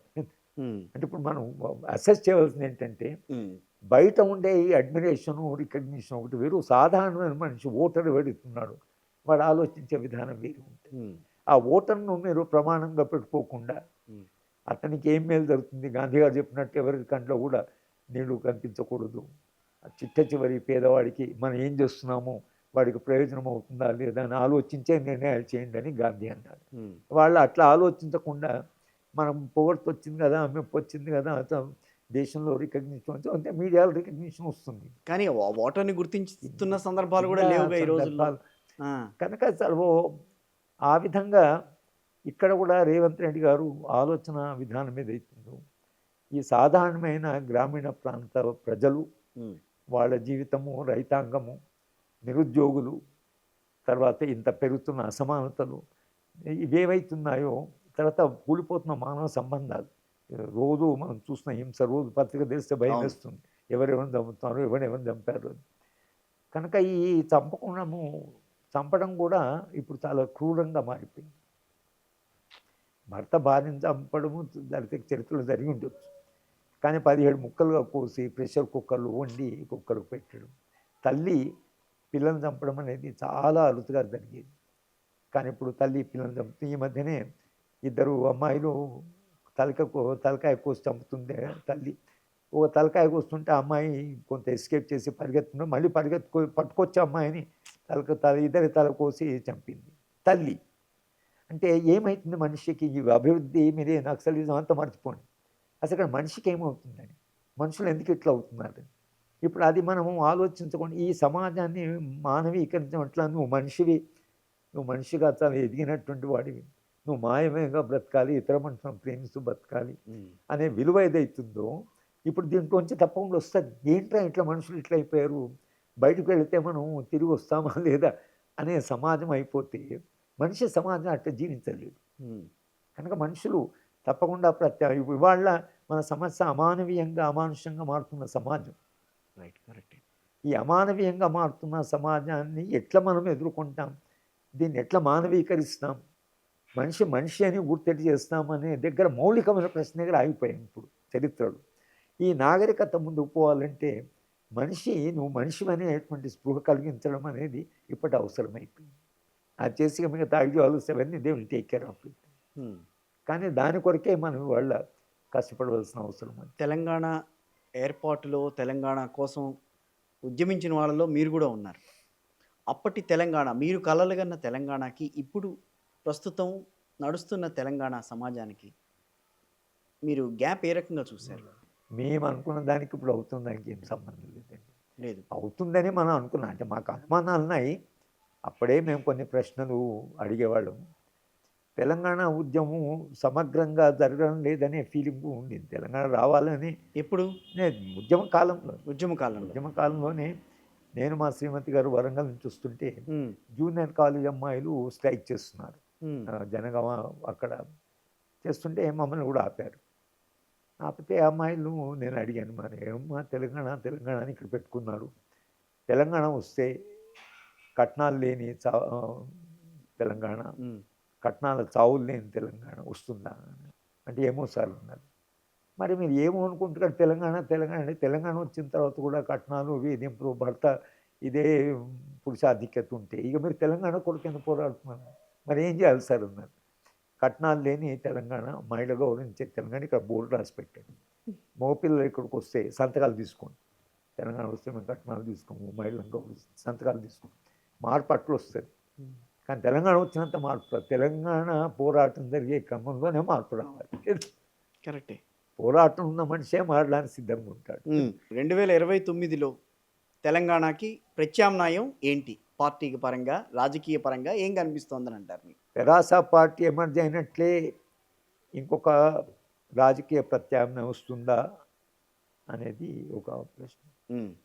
ఉన్న రాజకీయాల్లోనే కాంగ్రెస్ పార్టీ తప్పులు చేస్తూ కాస్త నేర్చుకొని, ఎందుకంటే రాహుల్ గాంధీ ఎంత కాదన్నా ఇప్పుడున్న రాజకీయాల్లో one the most sensible, modesty ఉంది, నేర్చుకోవాలని ఉంది, తర్వాత వాదిస్తాడు ఆయన.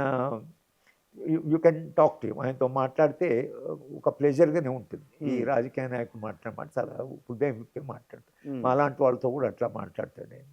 కనుక ఆయన ప్రభావం పెరిగి ఒకవేళ కాంగ్రెస్ పార్టీ జాతీయ స్థాయిలో ఒక ఆల్టర్నేటివ్ తమ ఐడియాలజీని కసయ్యి న్యూ లిబరల్ మోడల్ నుంచి కొంచెం బయటపడి అటువంటి ఒక ప్రయత్నం సమాజం ఏమైనా చేస్తే తెలంగాణలో ఉండే కాంగ్రెస్ పార్టీ కూడా ఇట్లా నడవడానికి కొంత భిన్నంగానే ఉంటుంది. అట్లేమైనా ఎమర్జ్ అవుతుందా అనేది కూడా ఒక ప్రశ్న మనం ఉంటుంది. లేదా కాంగ్రెస్ పార్టీ తెలంగాణలో తన అనుభవం ద్వారానే ఏదేదో తప్పుదారిలో పోతున్నాం అని అనుకుంటే వాళ్ళు దారిని కరెక్ట్ చేసుకుంటే ఇంకొక అవకాశం 2029లో రావచ్చు. వాళ్ళు టీఆర్ఎస్ పార్టీ ఉన్న ప్రత్యామ్నాయంలో బీఆర్ఎస్ పార్టీ, భారతీయ జనతా పార్టీకి ఇంకా కావాల్సినంత మద్దతు తెలంగాణలో రాలేదు. వాళ్ళు ఇప్పటికీ 3వ స్థానంలోనే ఉన్నారు. వాళ్ళ భావజాలం కూడా తెలంగాణలో అంత బలమైనటువంటి బేస్ లేదు. వాళ్ళ పాలిటిక్స్ కానీ వాళ్ళ రాజకీయాలు కానీ తెలంగాణలో అంత బేస్ లేదు. కానీ తెలంగాణ డెస్పరేట్గా ఏదో రావాలి, ఉన్నవాడైతే పోవాలి. ఇప్పుడు ఎట్లా ఉందంటే రాజకీయాలు ఉన్నవాడు పోతే చాలు, వచ్చేవాడు ఏమైనా సరే అని అన్నప్పుడు ఎవరైనా ఆల్టర్నేట్ ఎమర్జీ కావచ్చు, వీడు పోవాలి. కానీ ఎవరు నిలబడితే వాడు కోర్టు వేయడు.